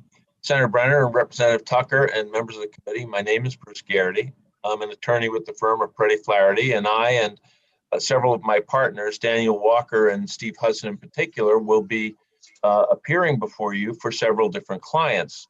I'll be appearing primarily for the Toy Association, which is toy manufacturers around the country, both very large and very small, including a number from Maine. And their primary interest will be product stewardship legislation and any kids safe chemical legislation. I'll also be in front of you for the Maine Auto Dealers Association, which is the association of new car and truck dealers around the state of Maine, and they have a variety of environmental interests. Several other clients before which we'll be representing, my God, that was screwed up. We'll be representing them before your committee are the Municipal Review Committee on Solid Waste Issues, Global Partners on South Portland fuel tanks, ENR on drug take-back, and Ski Maine.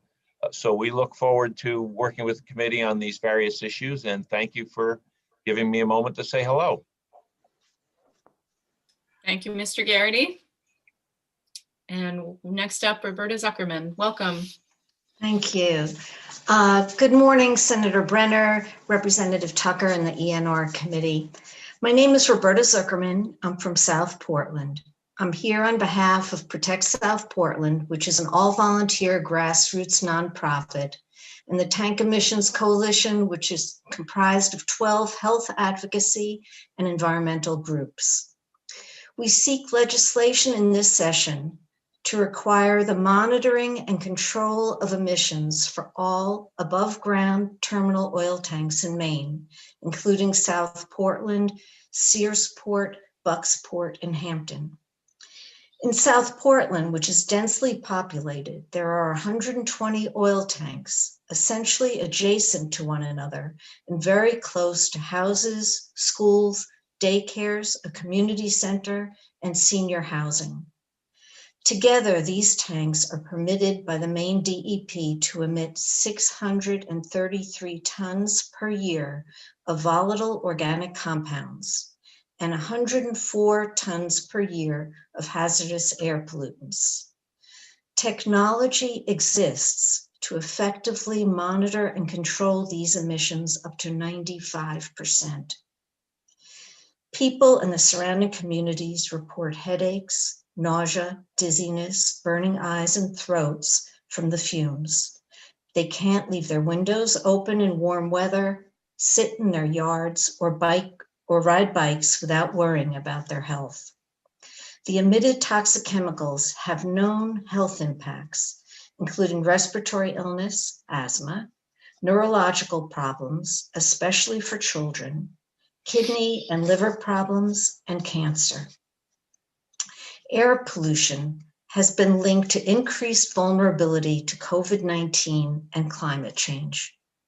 We need effective monitoring and control of emissions for all above ground oil tanks. I thank you for my being able to speak, and we look forward to working with you during this session. Thank you. Thank you, Roberta, for joining us. And next up, Sarah Boges. Is that right? Boges? It is Boges. Thank you. Yes, thank you. Welcome. Thank you. Good morning, Senator Brenner, Representative Tucker, and members of the committee. My name is Sarah Boges. I'm the Vice President of External Affairs for Resource Waste Services, which operates a facility in Lewiston that processes construction and demolition waste. We accept a wide variety of solid, non-hazardous C&D material, and we optimize the recovery of usable materials, creating valuable products and diverting waste from landfills. We own similar facilities in Massachusetts and New Hampshire. Resource Lewiston supports dozens of direct and indirect jobs, spends about $14 million a year, and has more than 50 customers and more than 100 vendors. We make direct payments of approximately $400,000 per year to the Maine DEP Solid Waste Fund for the disposal of waste at the Juniper Ridge landfill. And we have a direct benefit to the city of Lewiston of approximately $275,000 per year, including lease and tax payments and free disposal of waste. Our recovered materials are used in a wide variety of applications: fuel for electricity generation, medium density fiberboard manufacturing, asphalt paving, new cardboard and drywall, recycled plastic and metal products, and other construction materials and soil substitutes. We worked with legislators, DEP, and other stakeholders for about 18 months to collaborate on LD 401 last session, which passed unanimously. We believe this new law will help the state continue to meet its solid waste goals and increase recycling. As part of that stakeholder process, we committed to increase our recovery rate. And to that end, we are making an investment in excess of $1.5 million at the Lewiston facility. We have just recently received DEP approval to make these improvements. We have ordered the equipment, and we look forward to continued work with all of you to support the state's solid waste goals. Thank you. Thank you so much, Ms. Boges. And next up is Curtis Picard. Welcome. Good morning, Senator Brenner, Representative Tucker, and members of the committee. It's nice to see some familiar faces, and welcome to the new members of the committee. I am Curtis Picard. I'm President and CEO of the Retail Association of Maine, and we represent retailers of all sizes, from small independent retailers like Old Port Candy and Loyal Biscuit Company to those iconic Maine brands like Rennie's, Martin's, LL Bean, to a number of the national multi-state retailers like Target, Home Depot, and Best Buy. I've been running the association for more than 13 years. I started this position right at the beginning of the Great Recession, and I had hoped to never have to deal with a challenging economic climate like that ever again. But without question, this past year has been the most challenging ever for our members, and my team and I have worked relentlessly to try to help our members navigate the pandemic. We continue to work closely with the administration to help retail and tourism stay viable. And more recently, we've been working with our pharmacy retailers on Maine's vaccine program. Retail issues can crop up in multiple committees, but I do spend a fair amount of my time in the Environment and Natural Resources Committee on a number of issues. You will see me this year on many of the product stewardship issues, including packaging, drug takebacks, and e-waste, as well as other issues that may have a retail impact. We try to work collaboratively on issues where we can, and in fact, you received a joint letter from us this morning, the Maine Grocers and Food Producers Association and the Natural Resources Council of Maine on the bills dealing with Maine's plastic bag law. Although this virtual environment will be challenging to navigate, please know that I am more than willing to talk with you by phone, email, text, or Zoom, and I thank you for your time this morning. Thank you so much, Mr. Picard. And next up is Cynthia Eisenhower. Welcome. Yes, good morning. Good morning to you, Senator Brenner and Representative Tucker, and to the rest of the members of the ENR committee. My name is Cindy Eisenhower. I'm an associate professor of anthropology and climate change at the University of Maine up here in Orono. And I'm here today to represent the Senator George J. Mitchell's Center for Sustainability Solutions. We are a research center that brings together folks from all sorts of different disciplines to apply our research skills to community problems. My research team there is called the Materials Management Research Group. We are an interdisciplinary group of engineers, economists, sociologists, anthropologists, health scientists who have engaged pretty deeply here in the state of Maine around issues of solid waste management and materials management. So I wanted to say hello to those members of the committee that have worked with us before, and welcome to new members of the committee.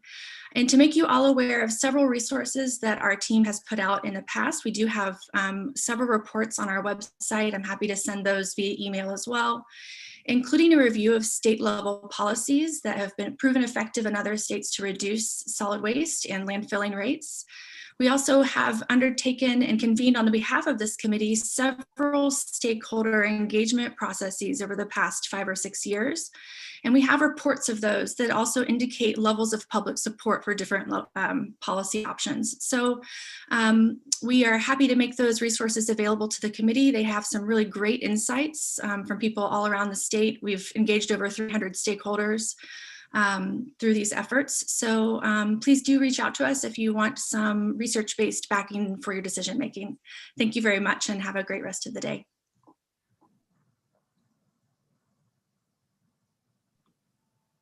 Thank you, Ms. Eisenhower. Can you guys hear me okay? I had to put, okay. All right, and next up we have Andy Hackman. Welcome, Andy. Good morning still, Senator Brenner, Representative Tucker, members of the Environment and Natural Resources Committee. My name is Andy Hackman. I am with the firm Sterling Haley, a resident of Union. It's my pleasure most often with the legislature to be in front of this committee with a number of clients that I represent. Those this session being AmeriPen, which is the American Institute for Packaging and the Environment, the Flexible Packaging Association, the Juvenile Packaging or Juvenile Products Association, and the Distilled Spirits Council. Some of the issues that we'll be discussing this session would include extended producer responsibility for packaging, e-waste legislation, and potential impacts on the Distilled Spirits Council on the bottle bill. It's one of my favorite committees in the legislature, and welcome to all the new members, and appreciate continuing to work collaboratively with everybody on the committee. Thank you. Thank you, Mr. Hackman. And next up is Dawn Neptune Adams. Welcome, Dawn. Good morning, Senator Brenner, Representative Tucker, and members of the Environmental and Natural Resources Committee. Welcome to the 130th session of the Maine State Legislature. It's good to see all the familiar faces, and I'm happy to greet the new ones as well. My name is Dawn Neptune Adams. I live in Brewer, and I am a member of the Sunlight Media Collective. I have a few other affiliations as well, but most often when I'm before your committee, I will be speaking and acting as part of Sunlight Media Collective. We are a grassroots media collective that amplifies Indigenous voices and perspectives, most especially with environmental issues and how they relate to sovereignty and stewardship of Wabanaki people. We have a website and a Facebook page at sunlightmediacollective.org. I'd like to offer that to you as a resource for any research you're doing for bills. I'm also affiliated with Don't Waste Maine, which is a waste policy group. As you may know, the Penobscot Nation has been targeted by environmental injustice with pollution surrounding our reservation from Juniper Ridge landfill and from the wastewater that's treated or inadequately treated in Old Town, just south of our reservation. We, and when I say we, I mean the grassroots community that we're part of. We will be coming before you for various bills to make sure that, you know, there is an understanding of Wabanaki perspectives. Anyway, it's good to see you and looking forward to meeting with you soon. Thank you so much for joining us. And next up is Melissa Gates. Welcome, Melissa. Thank you. Greetings, Chair Brenner, Chair Tucker, members of the committee and staff. My name is Melissa Gates, and I'm the Northeast Regional Manager and a lobbyist for the Surfrider Foundation. I'm not going to lie, I'm totally missing being together today in your long rectangular room. I'd be the one near the door or behind the pole in the middle, trying to duck my head around to see all the action. But nonetheless, I am joining you today from Surfrider's Northeast Regional Headquarters, operating out of my home office here in Cushing. For those who may not know, the Surfrider Foundation is an environmental nonprofit dedicated to the protection and enjoyment of the world's ocean, waves, and beaches for all people.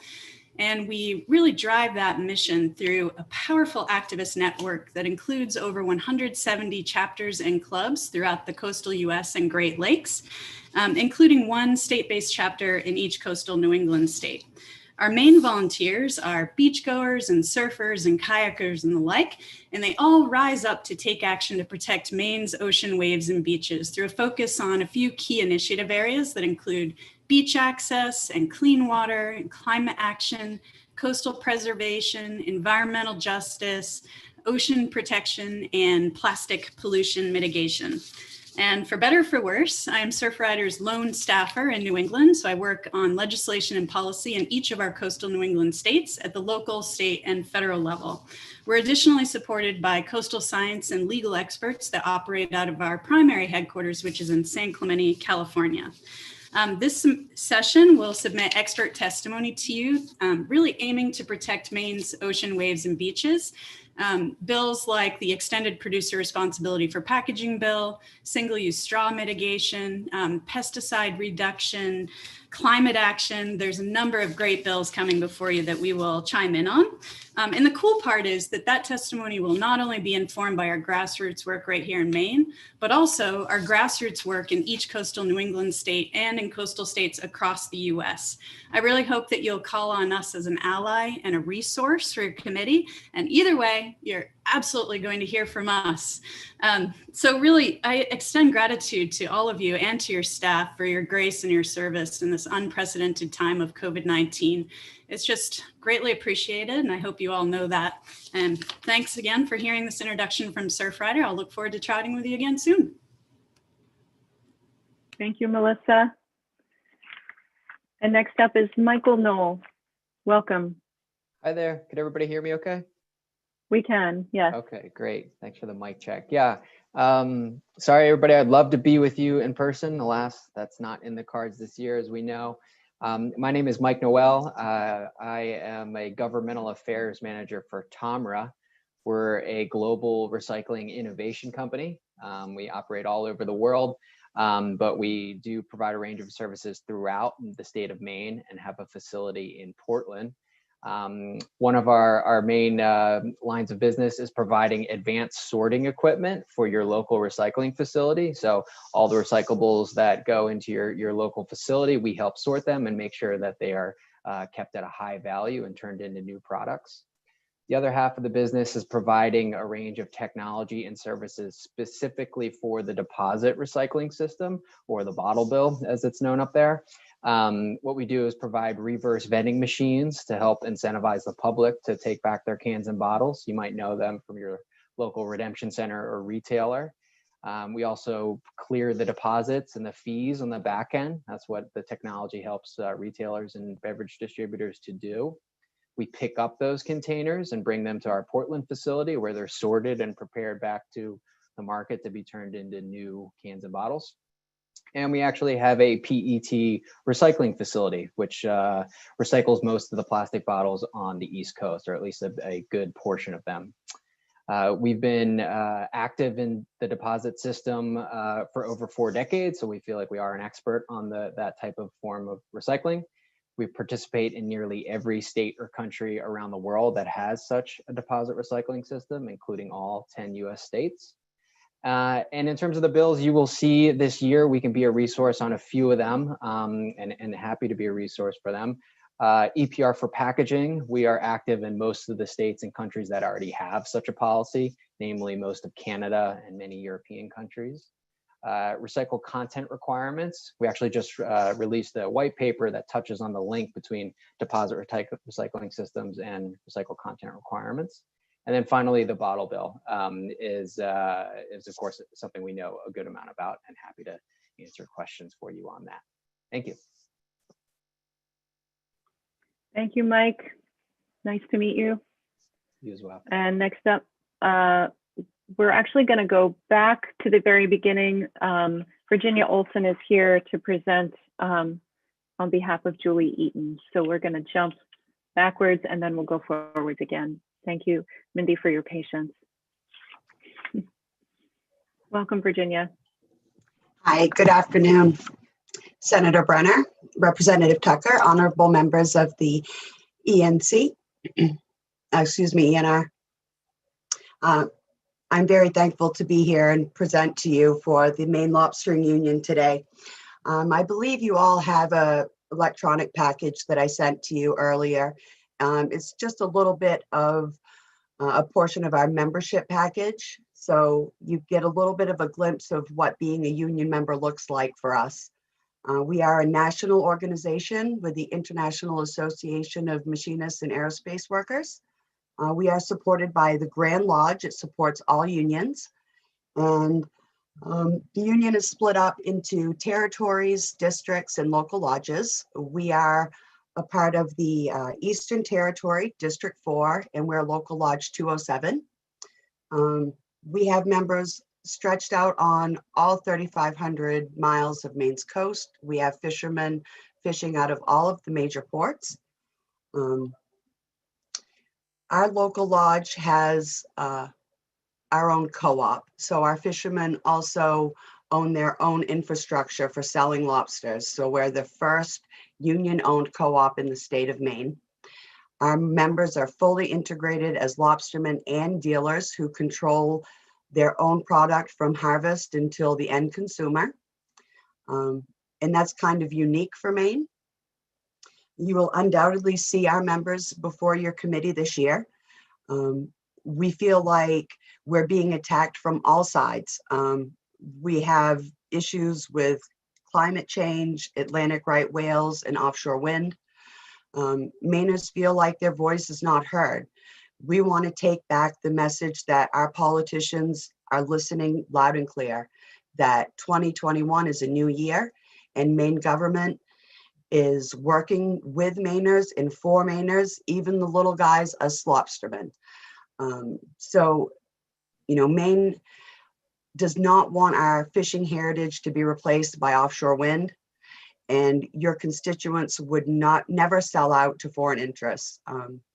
We just want to make sure that you understand that there's many different uses in the Gulf of Maine, and that there's a very precarious balance that we all manage. And there's a lot of uses out there, and though it looks very vast, it really is not.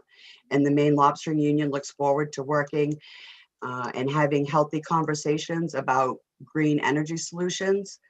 And we do not want to destroy our coastal communities, fisheries, and the multi-generational fishing culture of Maine, one that is fraught with hard work, integrity, and industry-driven conservation by the stewards that these fishermen are.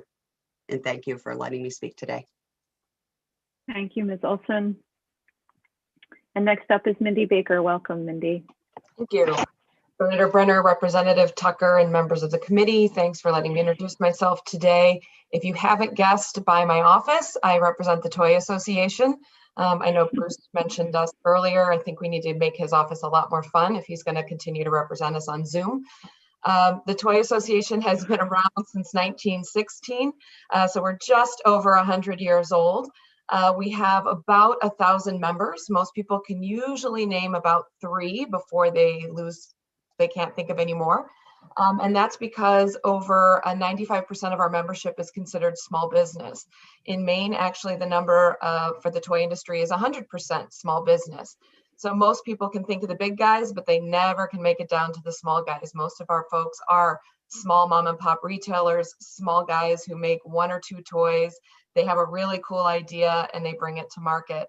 That being said, our members have long been leaders in toy safety and are continually seeking products and packaging materials that reduce resource usage and improve life cycle considerations.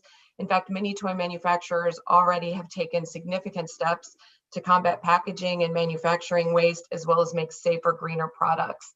Unfortunately, I don't have time to get into all of those today. I know our window is brief. I look forward to having any of these conversations with you all, either via Zoom, conference call, carrier pigeon, whatever works for us these days. Tin can, I hear, works pretty well. So if you have a particular issue or a topic or even a product or a toy that you want to hear about what that company is doing, I'm pretty sure we can arrange that. I do want to highlight maybe one member, one company that I'm pretty sure you all have heard of, and I think you all probably love, unless you've stepped on it in the middle of the night in your bare feet, and that's Lego. I'll introduce you briefly to one of my colleagues. You probably don't know, but Lego, if you work there, you don't get a business card. You actually get your own personalized minifigure with your name on the back and your contact information on the front. Lego has committed over $400 million in sustainable materials science, and they are committed to the use of 100% sustainable materials in their core products, packaging, and building instructions. But one fun little fact that you probably don't know is the Plant for Plants part of that program, which is all of their plants in their play products are made from sustainably sourced sugarcane. So when you buy a Lego product, if it has a plant in it, it's made from plants. So I just thought I'd leave you with that fun little fact. And if you want to learn more about Lego or any of our other fun Hasbro, Mattel, I think I have Campaign Barbie up there. There's a whole campaign team. If you want, she's got her own campaign manager, fundraiser, and voter up in that box, along with her campaign manager, her being the campaigner. If you want to learn any more about that, I'm happy to have those conversations with you, and I thank you for your time today. Thank you so much, Ms. Baker. And next up is TJ Troiano. Welcome. Thank you for joining us. Thank you. Can everybody hear me? We can, yes. Awesome. Good morning, Senator Brenner, Representative Tucker, and members of the committee. Thank you for the opportunity to introduce myself today. My name is TJ Troiano. I'm the Chief Operating Officer of Troiano Waste Services. We are a family-owned waste and recycling collection and transfer company based in Southern Maine. Our offices are in South Portland. We service Southern and Central Maine for collection and transfer. Our company operates over 50 vehicles and employs around 100 employees, give or take a couple depending on the week. I wanted to introduce myself today as I attend many committee public hearings. Although I have an opinion on everything, I primarily speak on issues that have to do with waste collection, recycling, manufacturing responsibility, landfill capacity, material management, and the hierarchy of waste. Our company does not own an end site, disposal, or recycling end site, so we speak freely on what impacts of disposal sites as well as the needs for our customers. Thank you for your time today, and feel free to ask me any questions. Thank you so much. Thank you. And next up is Abigail. Abigail, you'll have to help me with your name, please. Thank you. Yes, the Z is silent. It's just thrown in there to confuse people. Thank you. Good afternoon, just barely, and thank you for your time today. My name is Abigail Stein, and I'm the Director of Government Affairs for the American Forest and Paper Association. AFMPA serves to advance a sustainable U.S. pulp, paper, packaging, tissue, and wood products manufacturing industry through fact-based public policy and marketplace advocacy. Our member companies make products essential for everyday life, from renewable and recyclable resources. Our membership in Maine includes SAPI, International Paper, Westrock, and Sunoco, among others. That includes over 13,000 employees at 35 paper manufacturing and wood products facilities with an annual payroll of over $845 million. Our sustainability initiative, Better Practices, Better Planet 2020, comprises one of the most extensive quantifiable sets of sustainability goals for a U.S. manufacturing industry, and it's an example of our members' proactive commitment to the long-term success of our industry, our communities, and the environment.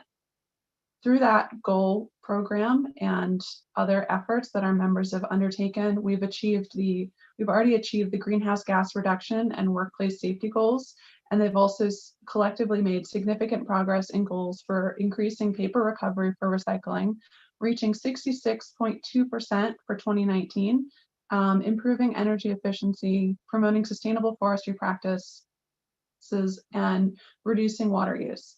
I look forward to working with the committee on several issues likely to be discussed during session this year, including the EPR legislation and how it may impact paper and paper-based packaging, among other issues related to the forest and paper products industry.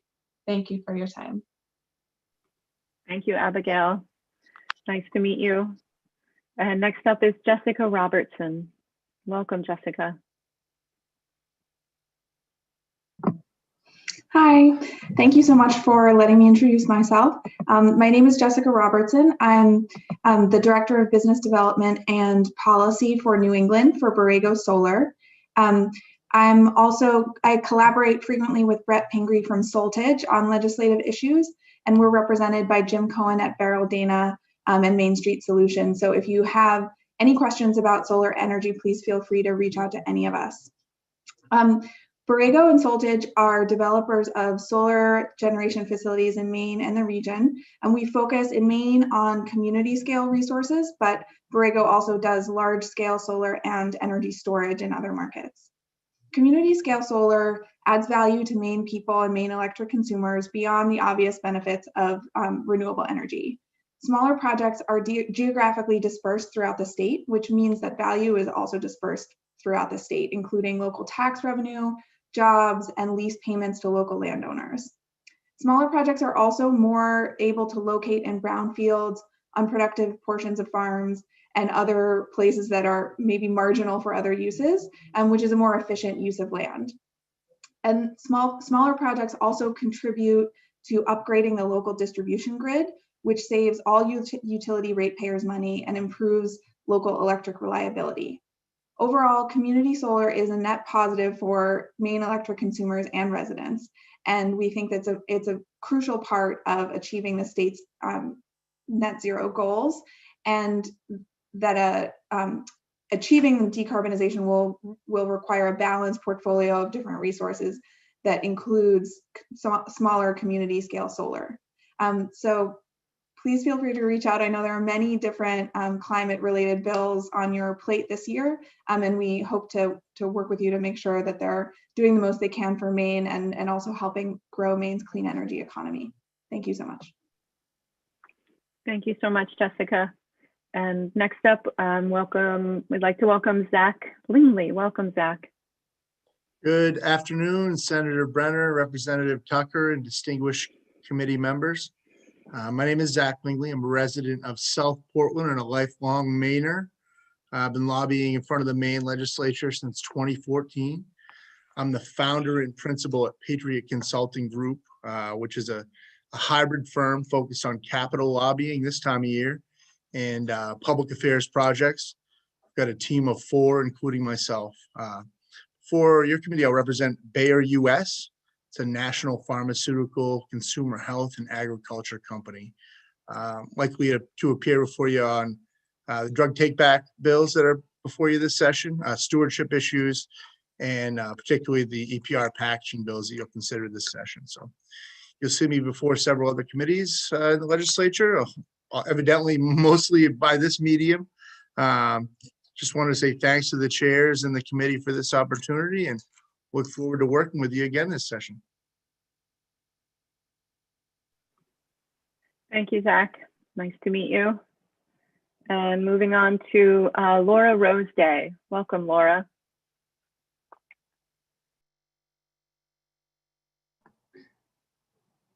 Good afternoon. Hello, my name is Laura Roseday, and thank you, Chairs Brenner and Chairman Tucker and the committee for letting me introduce myself today. I'm the CEO of Seven Lakes Alliance. We're located in Belgrade Lakes, and we serve 3 counties, 13 towns in a 180 square mile watershed. Our work is designed to make sure that our watershed can sustain the economy and communities, wildlife, and water quality of our region. Our programs include both removal and remediation of damaging invasive plants, an increasing problem to lakes throughout Maine.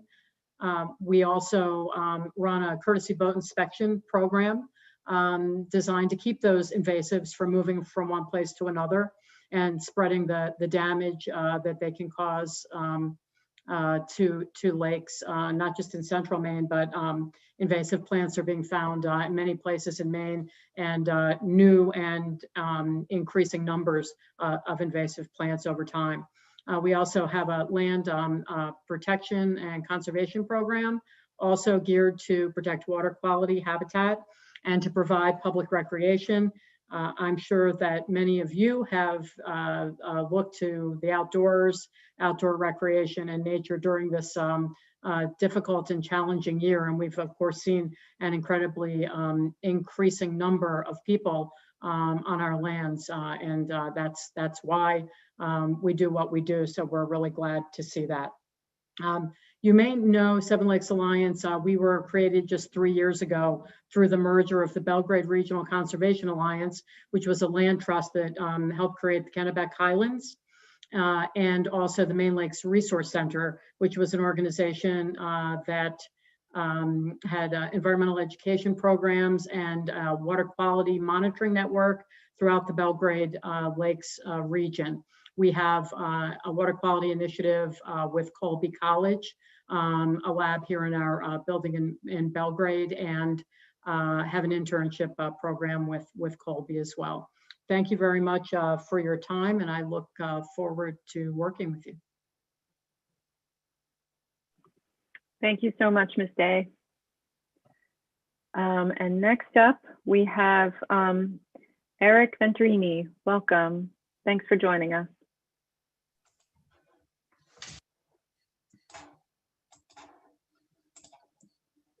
Good morning. Thanks. Thanks for your time. Thank you, Senator Brenner and Representative Bennett, and esteemed members of the Committee on the Environment and Natural Resources. My name is Eric Venturini. I'm a 2-time graduate of the University of Maine, resident of Orono today. I come from a background of natural resources management in the fields of fisheries and in ecology prior to earning my graduate degree at the University of Maine, studying pollinators in Maine's wild blueberry fields. For several years after receiving my degree, I worked with the USDA Natural Resources Conservation Service. And for almost exactly a year now, I've served as the executive director of the Wild Blueberry Commission of Maine, as the voice of Maine's wild blueberry farmers and businesses. The Wild Blueberry Commission is formed by state statute, and per that statute, we have 5 grower representatives and 5 processor representatives that serve on the commission, and we're dedicated to conserving and promoting the wild blueberry industry of Maine. To that end, we're heavily involved in promotional work. We're staunch supporters of the University of Maine's agricultural research and extension capabilities and represent Maine's wild blueberry farmers and businesses in state and federal policy. We have elevated this industry and built demand for this heritage Maine product by educating consumers about the health benefits of eating Maine wild blueberries. We're launching an agritourism event this year called Wild Blueberry Weekend. I'd encourage you all to attend. And we're carrying out a project to connect more farms and businesses to online sales channels. The commission in the past has and continues to, we've doubled institutional purchasing of Maine wild blueberries to 3 million pounds per year through our school nutrition program. And we have a long and successful history of collaborating with conservation groups and agencies to develop common solutions. Of most relevance to this committee, our industry has worked closely with the USDA NRCS over the last 10 years or so to replace the traditional practice of burning fields every other year with mowing our fields every other year instead, using something called a flail mower. This, of course, has drastically decreased our carbon emissions and increased the environmental sustainability of our industry. The wild blueberry industry is made up of almost 485 farmers harvesting wild blueberry growers on over 38,000 acres across the state. We contribute directly and indirectly to the state's economy, approximately $250 million per year. $2 million per year worth of economic activity to the state. And these farms that are part of this industry are more often than not first, second, third, sixth, even 7th generation family farms. Some have been in operation for more than 150 years. Please reach out to me as a resource. Am I over? Thank you. Well, thank you very much, Senator Brenner, and thank you, Representative Bennett, and thank you, members of the committee for on environment and natural resources. Thank you so much. Nice to see you. And next up, we have Amy Winston. Welcome, Amy. Hey, good afternoon.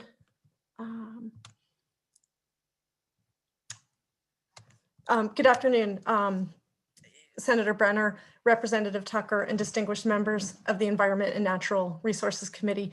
My name is Amy Winston, and I am State Policy Director at CEI. It is a pleasure to introduce myself to you today and to give you an overview of CEI. Quickly about myself, I was trained as a cultural anthropologist, and my research interests in rural development and extractive labor communities led me to field work which looked at the long-term impacts of concentrated land ownership and natural resource extraction on those communities and their strategies for transitioning from economic dependence on a single industry to more sustainable activities. That work led me to CEI and a role as a community economic development practitioner. I became very involved in food systems work and engaged in legislative advocacy for farm to school and institutional purchasing. And this drew me further into policy work. I have a political science background and worked at OPLA during the 126th with Dan. And after that, I served as our community's navigator and a licensed social worker for 5 years. These diverse but related grassroots work and research experiences naturally align with CEI's mission to create an inclusive economy with good jobs at environmentally sustainable businesses. And as a community development financial institution, we fulfill this mission by financing and advising small businesses and through public policy. We work broadly in myriad sectors, bringing 4 decades of experience and industry expertise, assisting with business operations and workforce development in childcare, manufacturing, and the natural resource sectors. We have a long history with historic building preservation and downtown development, and in recent years have expanded into renewable energy. We no longer develop housing, but continue to provide housing counseling and financial wellness services. Our business advising and customized technical assistance are free, and we offer short and long-term financing from less than $10,000 to greater than $500,000. Some general statistics reflect our growth and impact over 43 years, 42,000 jobs created, $1.5 billion invested, and over 3,000 businesses financed. In 2020, our loan portfolio grew to 51 million, and our business advisors worked with 3,000 businesses and entrepreneurs, and our loan group provided $38.5 million in financing to 78 businesses. We helped create, our workforce experts help businesses create and retain 634 jobs in key sectors. Our natural resource sector work in particular illustrates. Winston.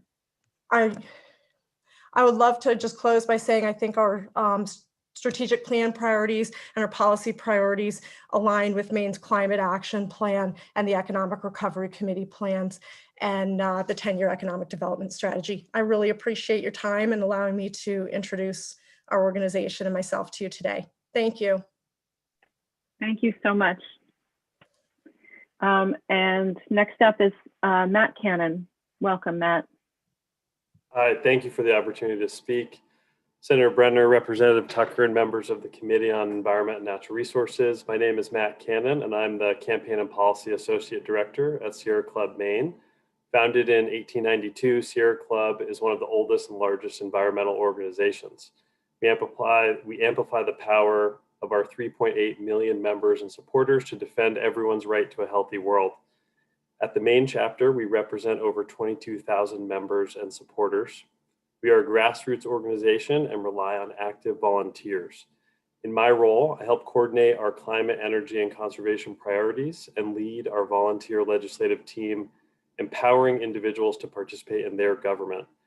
We have several dozen active leaders from across the state and across the age spectrum, many of whom you will hear from during the session, including our team leader, Jonathan Fulford, lobbyist Bob Howe, Vice Chair David Gibson, and Chapter Director Sarah Layton. We also help mobilize our network and the public, so you'll hopefully receive calls from our supporters on critical issues. In the past session, we were most active around reducing emissions and creating the Climate Council. This year, we expect to work with the ENR committee on implementing the Climate Action Plan, protecting air quality, reducing emissions, protecting the environment from toxic chemicals, and saving municipal recycling programs. Like my colleagues, I'm happy to be a resource. I'm lucky to work with experienced leaders in Maine and across the country. Thank you very much for your time, and I look forward to this session.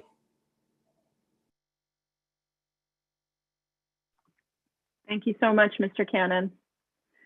And I believe that concludes our experience this morning and this afternoon with meeting and greeting our friends in ENR.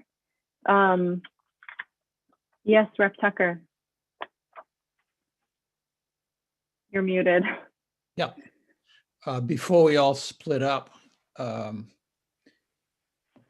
I just like to remind everybody that we're having a PFAS briefing next Monday after the hearing on the nomination of Melanie Loisum to the Department of Environmental Protection Commissionership. We're going to have the DEP present along with the state toxicologist. This will kind of kick off PFAS for this session. We have bills that are spread across 4 different committees. And I'm trying to keep track of what's going on in all different 4 committees. We have the biggest heavy lifting though, because we deal with the cleanup aspect of PFAS rather than setting the health levels and rather than agricultural spraying of the substance and rather than statute of limitations issues on suits for PFAS strict liability. I just wanted to make that announcement before we broke up. Thank you. And I'll take a chair's liberty for 1 second before I pass it over to you, Senator Bennett. Our Monday meeting starts at 1 just for logistical purposes, so you do not have a 10 a.m. commitment. Senator Bennett? Thanks. Do we know roughly how long we think the PFAS briefing will go? Dan, do you have a sense? I believe we're scheduling, so we have the confirmation hearing first, which I've scheduled a half an hour for. It could go longer. And then we had allotted an hour for the PFAS briefing, which would include member Q&A. It could always go longer, but roughly an hour and a half to 2 hours. Thank you. Any other housekeeping items before we adjourn? I'll entertain a motion. So move. Second. Great. Thank you so much, everyone. Have a lovely afternoon. Thank you very much. Well chaired as usual. Thank you.